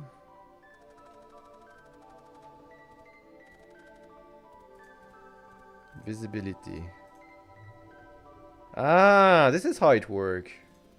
So you choose a layer like this, right? Oh no, it doesn't work. Eh, how this work? Not sure to understand. Layer 1.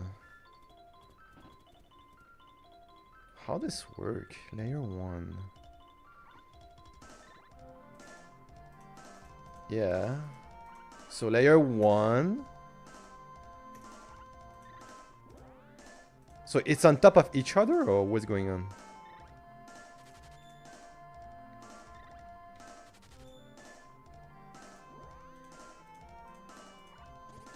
So how do you...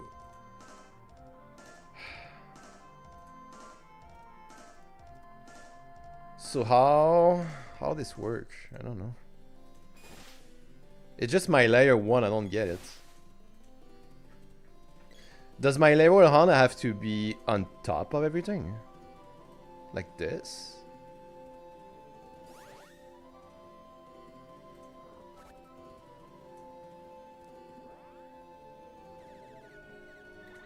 Ah. no. I think it's like this, actually. No, it's not. We can't see anything. Layer 1, layer 2. What happens if I do this? Wait, how this work? How this work? I don't get the layer. Let me check the video again. Over here. And in fact,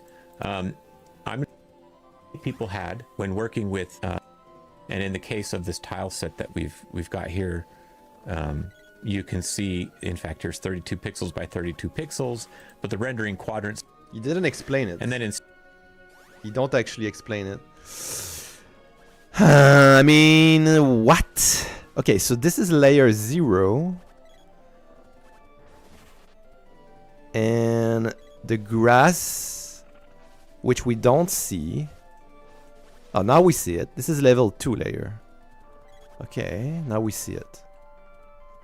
But if I go here, I don't see it. My layer 0 have to be... Is there an order? Ah, I think there is an order. Oh, yeah, I think I understand. It's an order, I think. Yeah. Yeah. Look at this. I think I got it. Yeah, so 1. Wait, what? Wait, why? I don't see it. Ah, because the... Ah, I know why. I know why, I think. It's because of the W, right? No?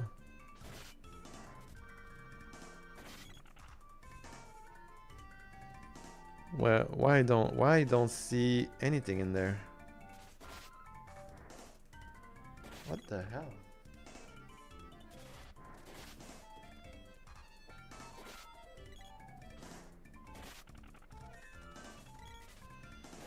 It feels like everything on top of this has a W short.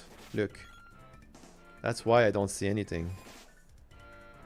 I'm pretty sure this is why.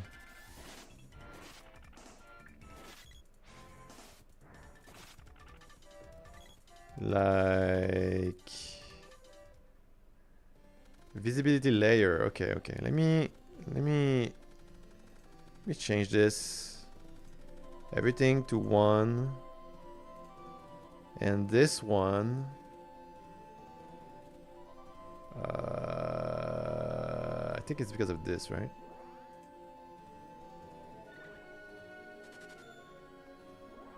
No?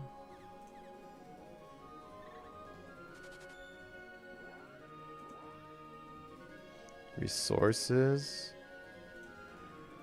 Rendering.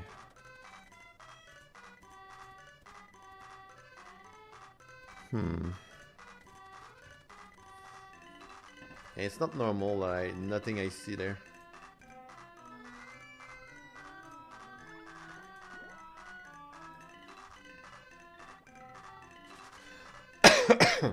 Strange. Very strange. Oh. I think this is why. If I put this... Ah. Okay, I think I understand. So, this...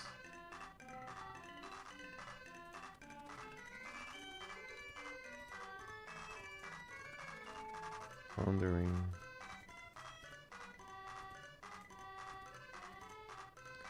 So, yeah. Okay.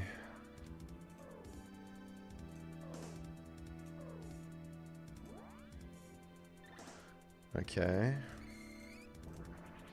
So if I do this, so all my title have a short. And then if I don't, it cut the top. Well, that's very strange. Oh, that's very strange. Very strange. I'm not sure how I can do this.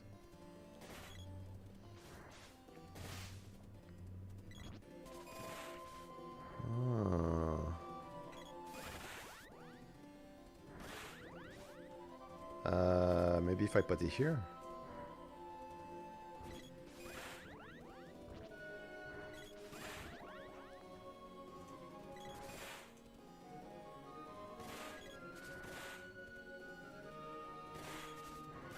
Layer 0.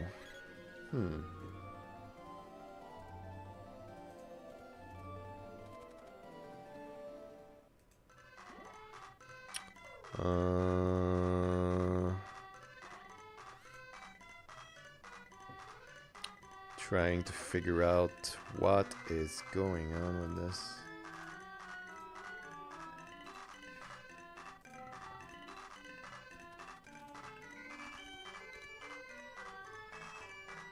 Yeah, this is very weird.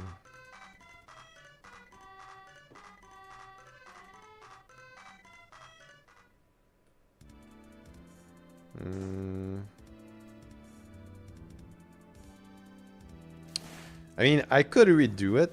It's no big deal, right? I'm gonna save this. Okay. Let me try to recreate a layer maybe from 0.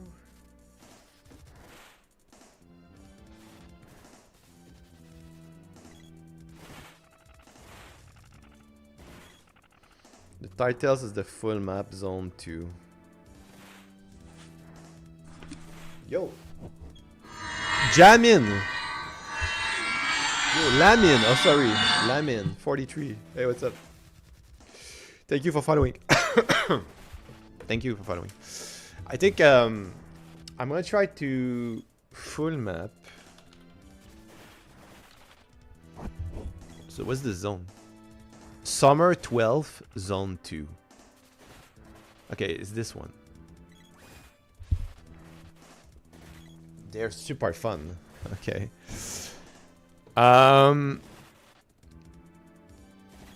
So I would love to support you and invite my friend to join your stream. Okay. Should I be scared or?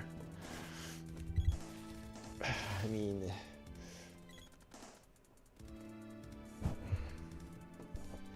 how many friends you have?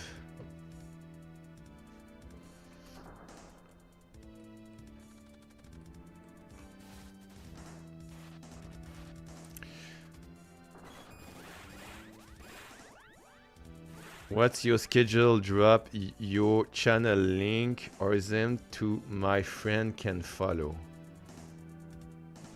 Is it like, are you like a new type of scam or no? Is it real or? If you're real, said something.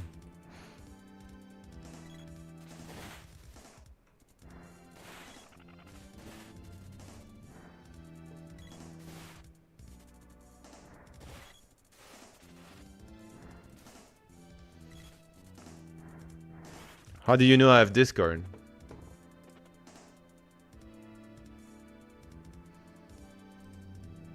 I mean, if you're real, add Jadi123, said something. Cause I don't know. That looked strange. Yeah, I think he left. No, he's there. I don't know, you don't answer me.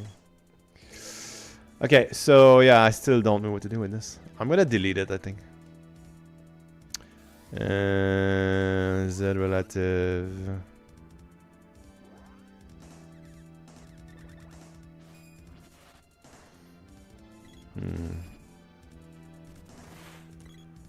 Rendering 32. 16. Okay, let me try to delete it. Yep. So add a new what this thing called? Layer? No, what is that? A tile map layer, okay. Tile map layer. Okay. The layer 0. Okay. And then you put this here. Wait, what? A new tile set.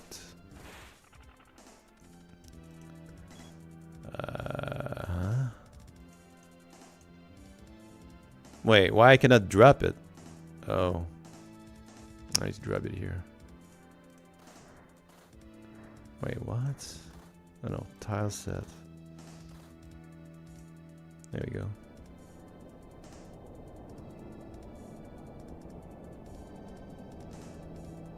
Okay.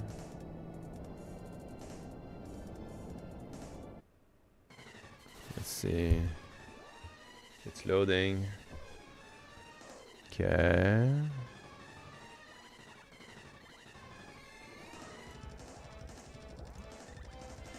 Rendering. I said 32. I know.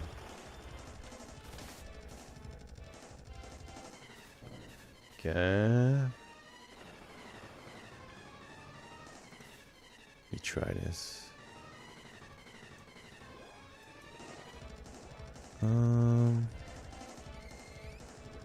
Oof, what's going on?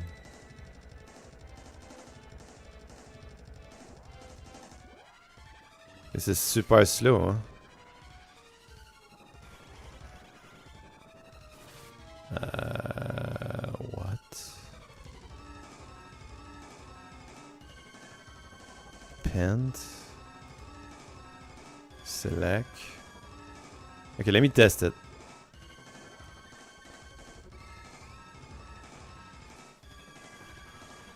Wow, this is very slow. I don't know why.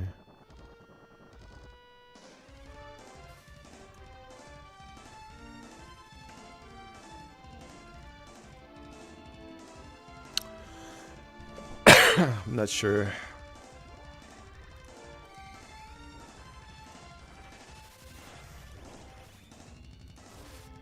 Go to tile button to add me. That's it. Huh?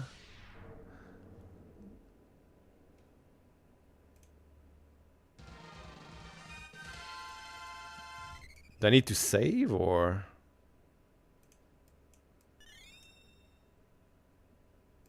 I think I need to save maybe. Let me save. I'm not sure.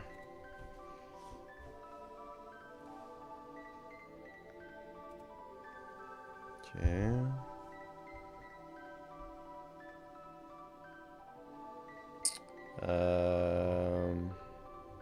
Tile set.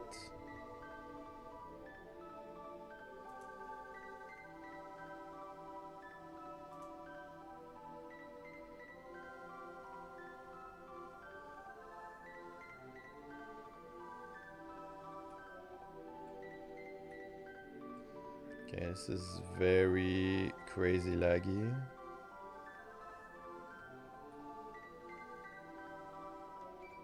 Because I select everything.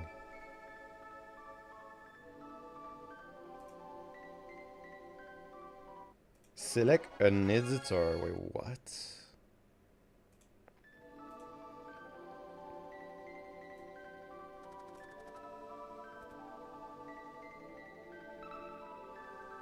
I'm not sure to understand that thing.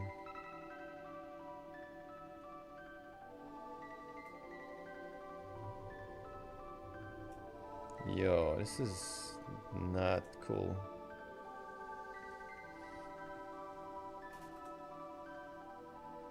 Look, this one is working. Oh, select. No tiles selected. Yeah, you have to cut it. I remember now. 50 by 50, 38.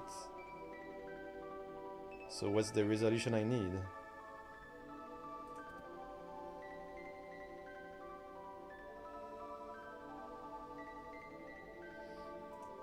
Need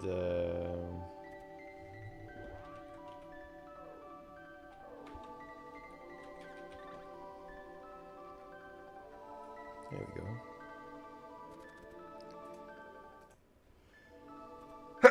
I got it. Sorry. Damn. What's going on? I got it. Look. Perfect square. And no lag anymore. Okay, so what I do now? Oh, I got it. Oh, there we go. Okay.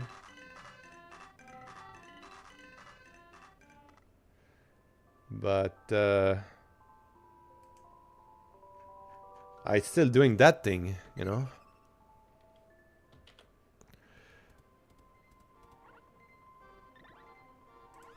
I mean, you still don't see the stuff.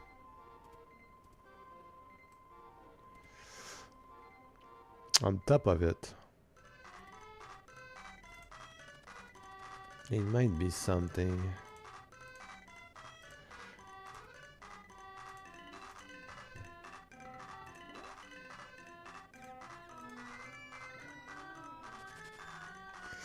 Why do you select the...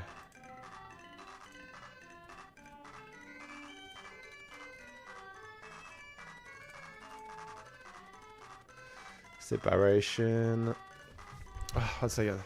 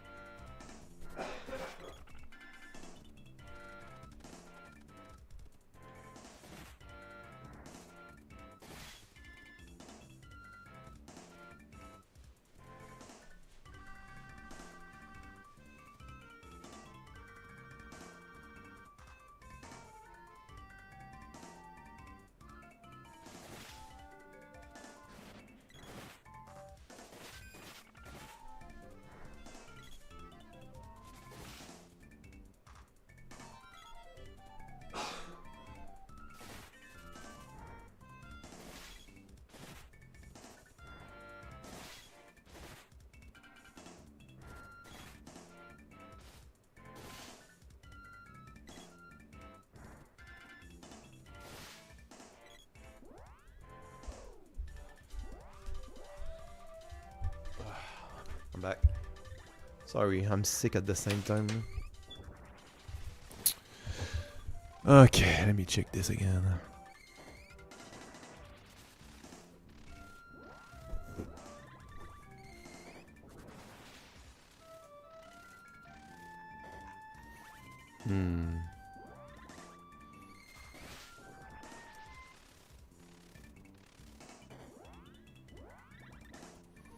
Not change nothing. Is there an ordering? Oh, I got it. Yeah, that's the thing here. There's an ordering here. So if I do this, I can see the stuff, right? Okay, but why, like...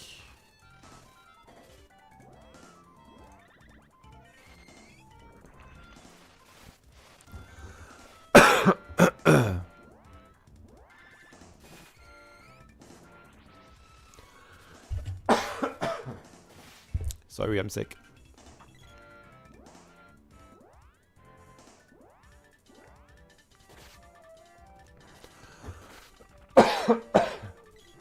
Sorry.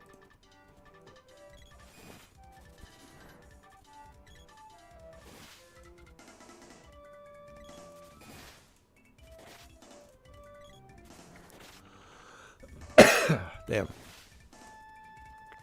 I need to drink.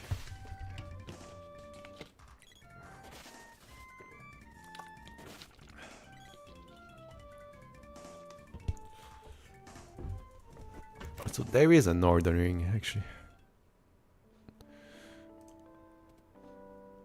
So if I do this, and I do...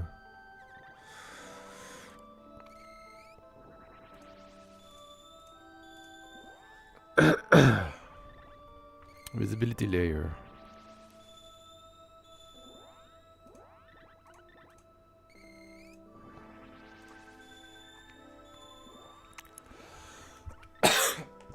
Grab that.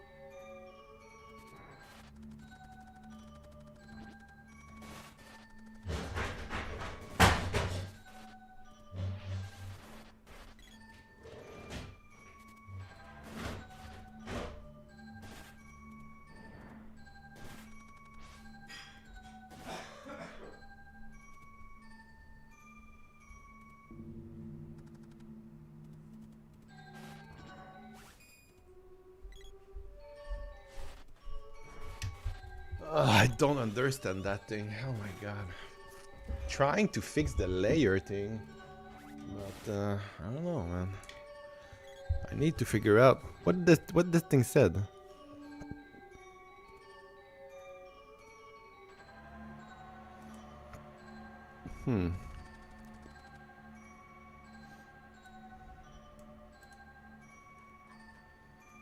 Try to figure out. So layer 0.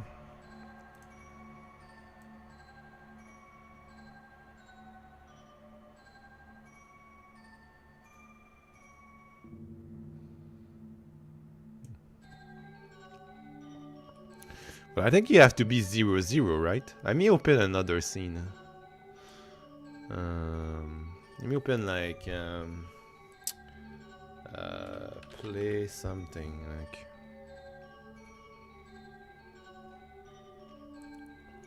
playground, yeah.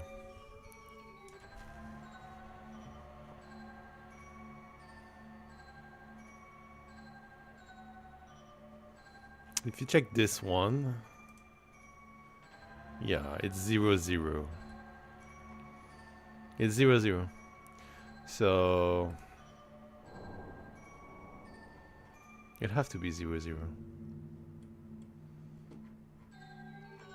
For better understanding.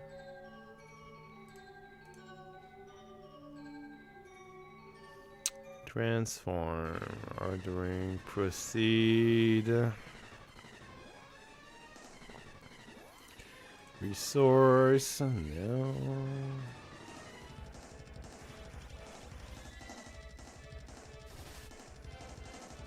Where's that thing?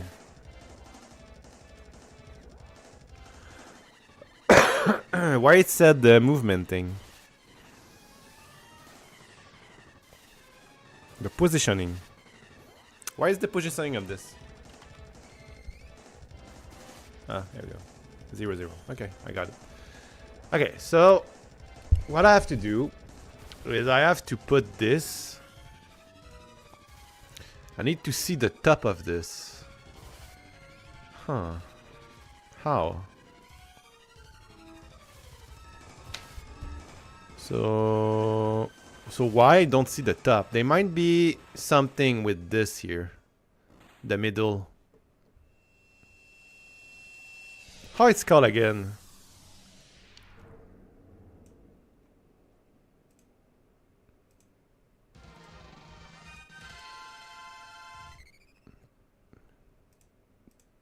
Like the ordering or something like this? I'm pretty sure there's something. Marging? Is it marging? No. Is it?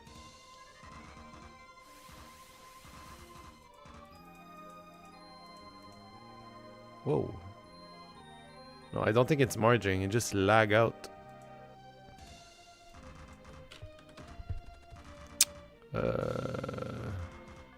You know when I did the rock? I did that. If you go here and you put this there, you can actually, well, maybe not this rock, but this rock example. There is a middle that you put. Yeah. Look. So you see, there is a middle. But how do you do that again? I don't remember.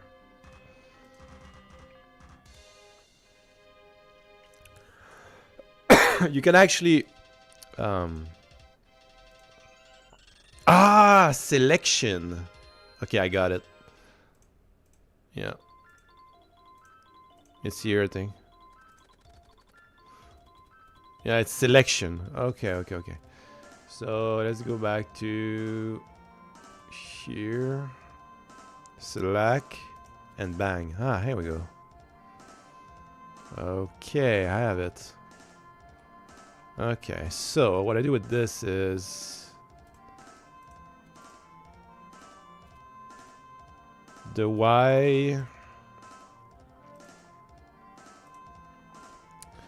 Can I move the middle? Yeah, this little square here.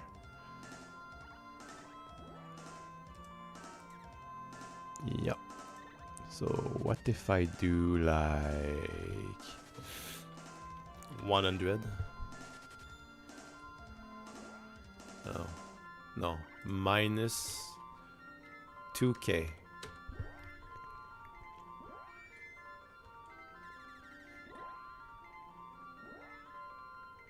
No. Minus 1k? Ah, there we go. Okay. So do you think this is gonna work?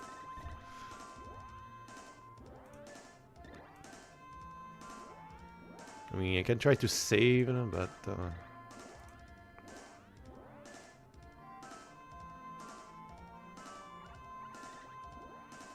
no, it changed absolutely nothing, I think.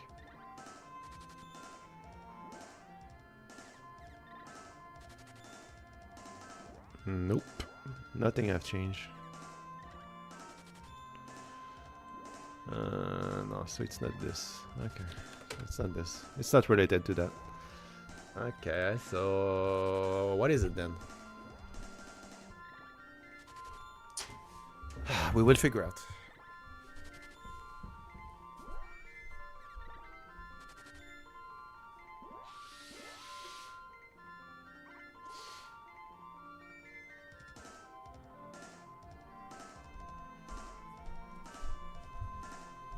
So, what is it? What is it then? So if it's not this, what this is?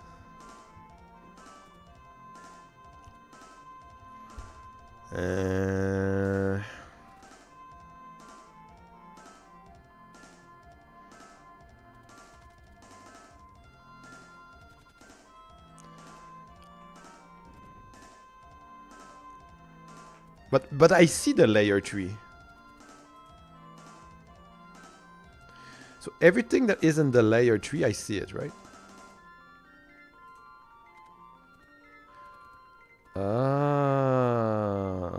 Well, no. Everything that is on top of this, I don't see it.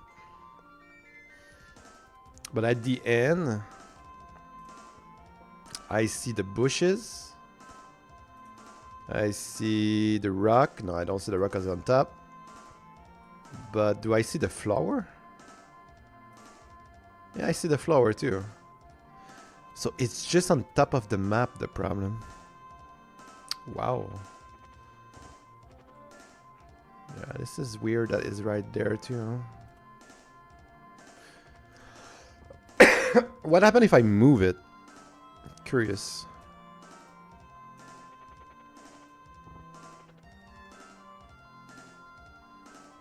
Ah, yeah, you see?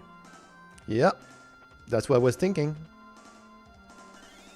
It's just because the center is there. That's what I was thinking. They're using... oh, I think it's because of this, maybe? Yeah, look at this. Oh, shit. Okay.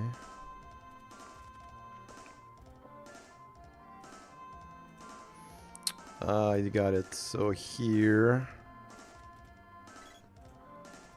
Now you see the top. Oh, yeah. Interesting. Huh. Okay.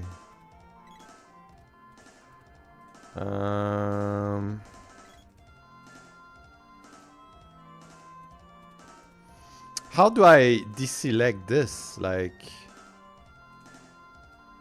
There's no way? Because the top have it? Yeah, this is weird, huh?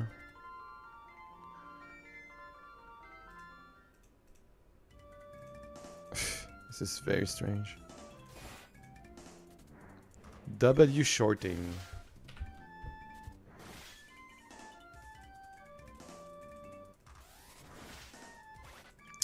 Physics. Navigation.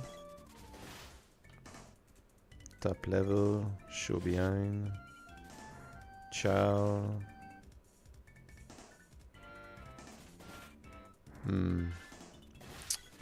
Doesn't work. Doesn't work because this one have the W thing.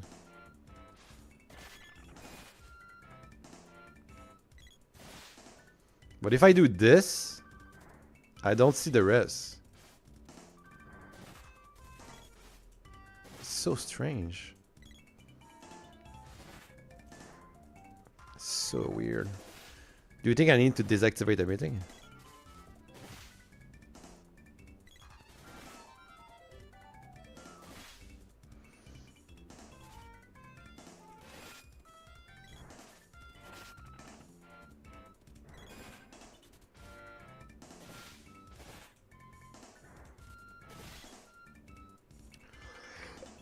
Nope.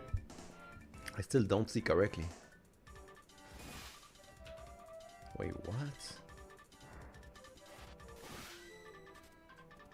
Wait, this is so strange.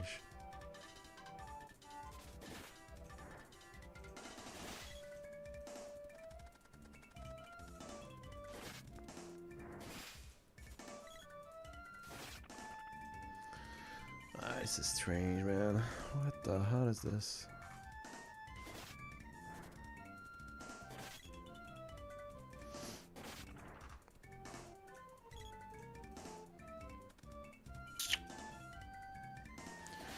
Okay, so this...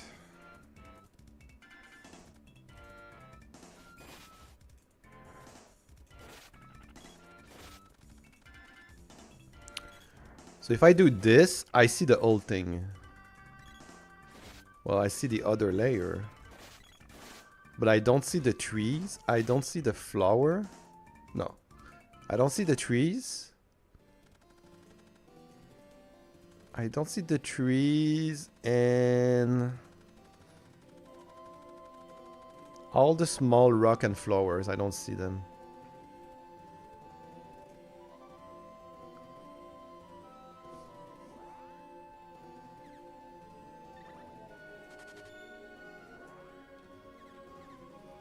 Let's see, wow.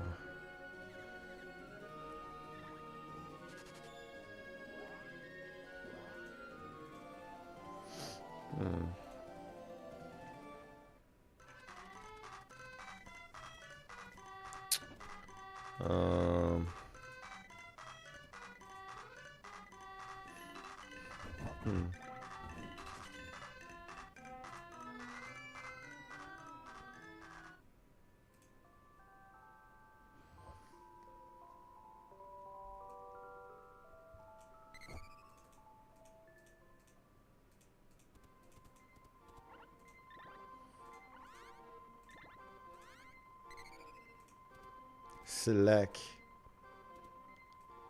How come this doesn't work?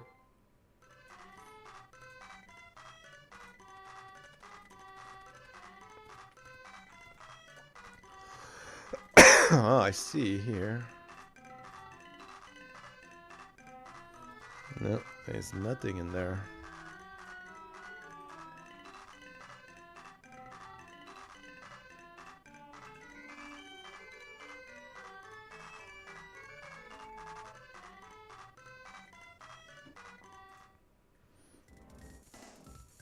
Yeah, this is a big mess. I'm not sure to understand that thing.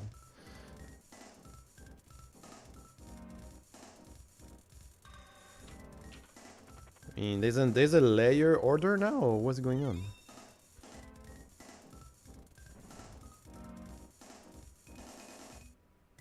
What if I said layer? You have layer, visibility, and that's it. Huh.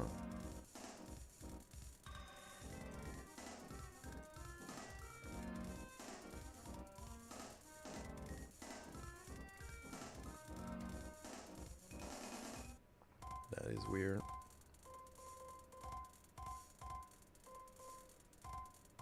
Look.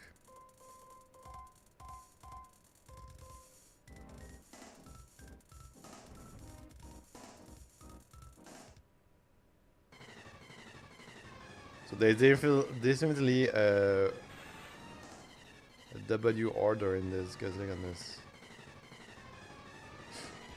I mean, the tree have it. I'm pretty sure.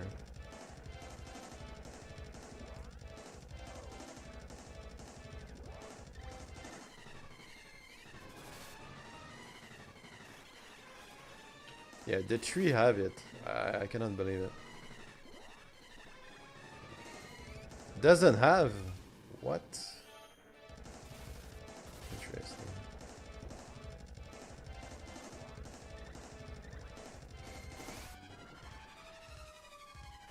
The big tree. Ordering. Doesn't have it too? What?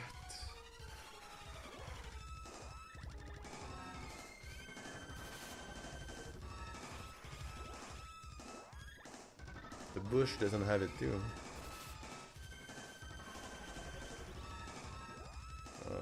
Okay.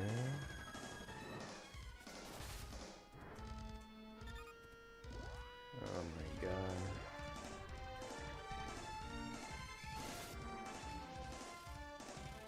How do you deactivate the W thing on this? It's very strange.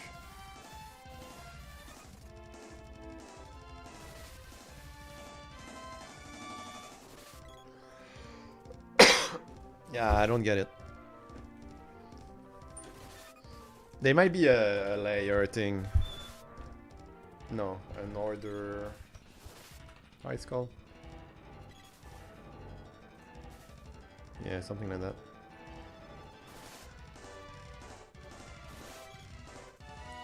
So my Z index is minus. Okay.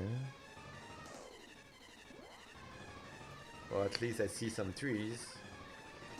I see some stuff on top with the goblin when I do this. But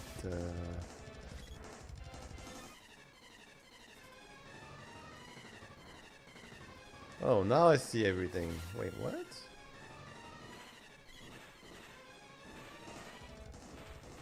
Oh, I think I fixed it. A little bit. Wait a minute.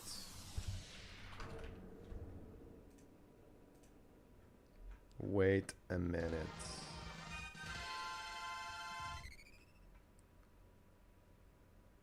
Is it good? I think I fixed it. So I think I did it. W. So it's the same layer.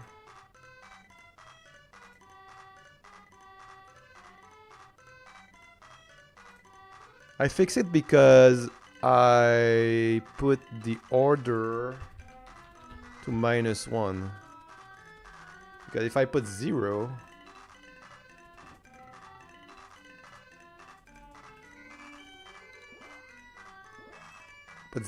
I miss a lot of things. So what I'm missing in there? So there's no bushes there? I mean, did I remove it or? So yeah, I think I remove it back in time. So what I'm missing then? Do I have everything? I have rock, flower rock, flower rock. Okay, I think I'm good.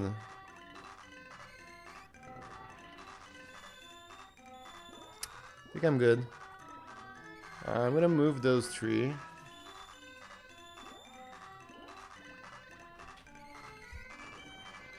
Yeah.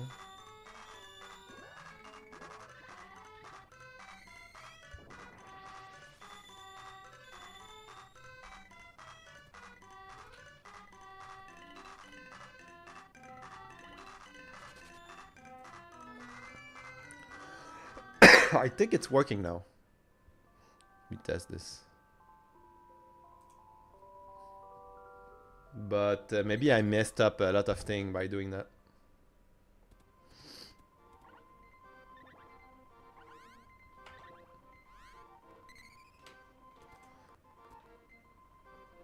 Well, we'll see. Okay, so this work. The grass work. The flower work. The rock is working. The bush work. The jar work. Oh, Oh no. No. I can't see anything. Uh-oh. Oh my god, there's a huge bug.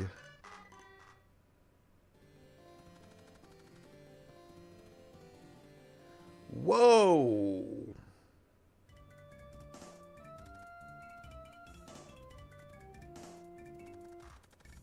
Holy shit, that's a bug. What's the script?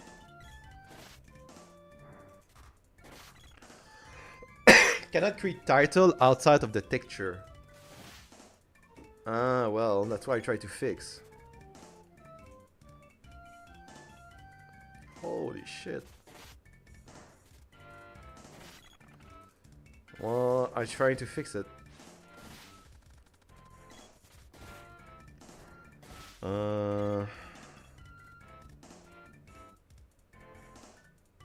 So what? If I do this, it doesn't bug? It does that.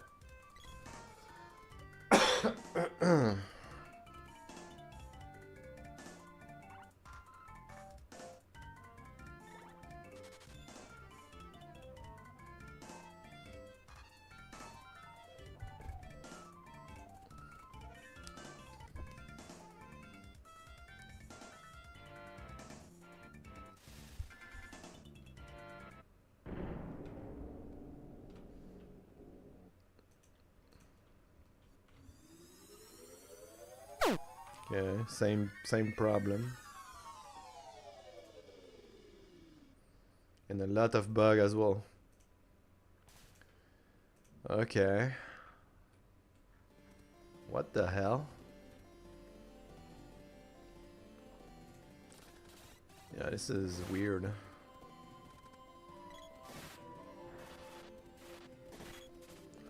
Oh my god.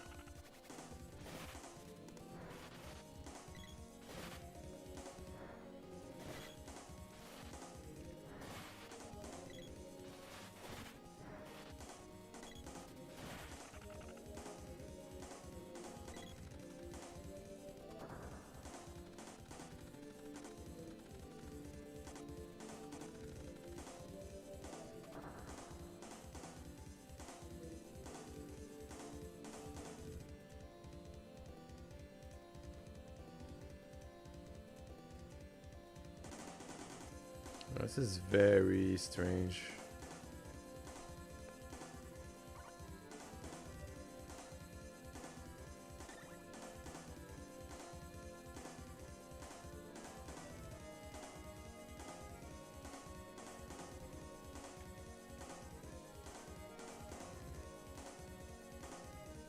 I got everything like this, but it doesn't work. It crashed or something.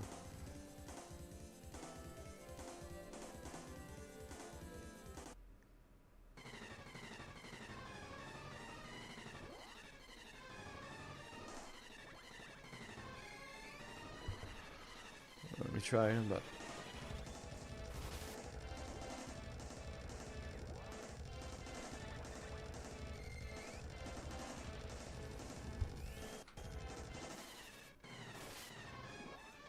there's a million of error.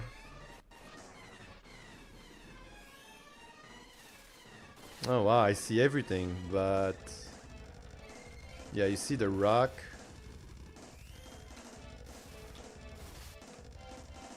The flower doesn't work.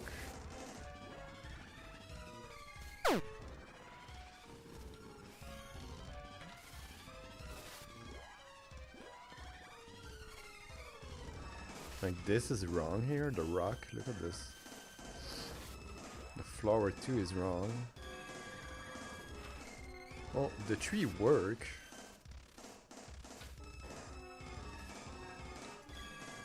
What is this million error thing? What the hell is this?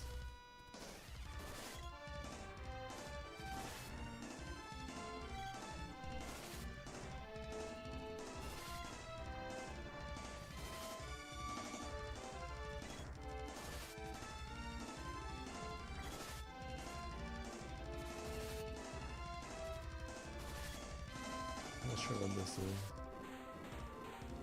This looks like every square thing.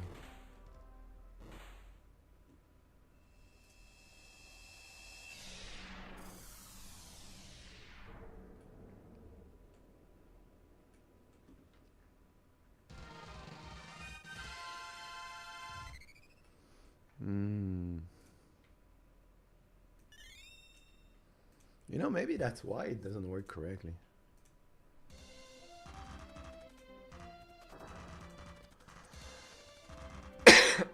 Because I put the full square.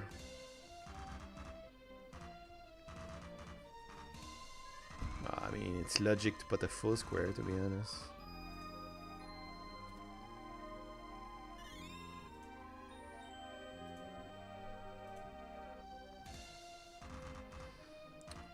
Unplus it on with proxy. What the hell is this, man?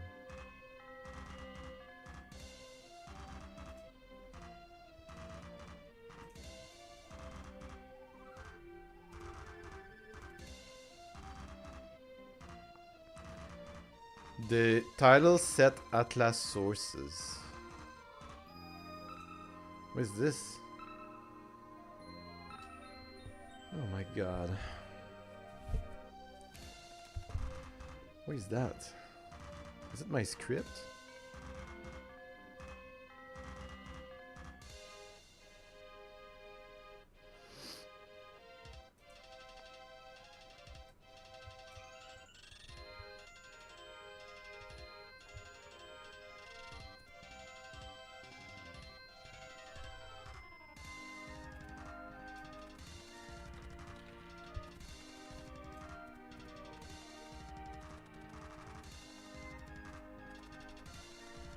No, it's not.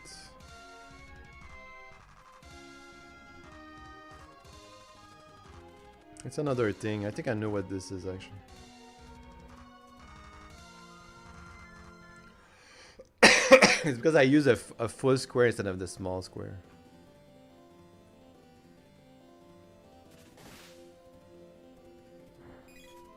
This is so weird.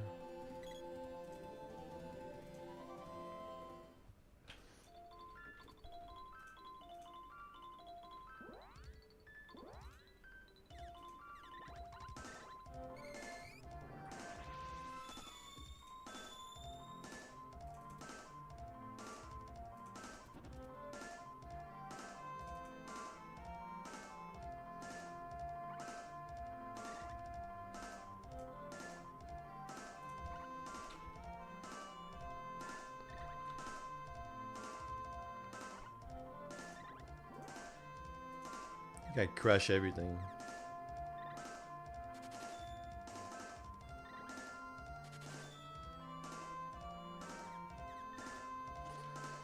Jesus Christ.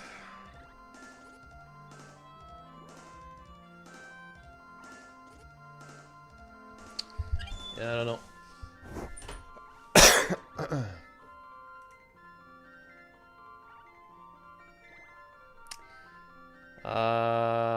Yeah, this is not working well. Yo, let me try to... Okay, let me try to check what's going on. Okay, I'm gonna take a look offline. I need a little break to I need to eat as well. So, let me take a little break. I will might back later. I will try to fix it. It's very annoying and... I need someone to explain me.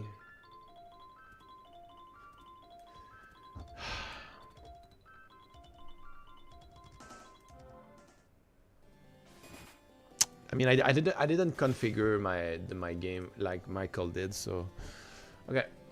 So I might come back later. Okay, we'll see. I'm gonna try to fix it. So offline. But it was good. We did pathfinding today and we did a couple things.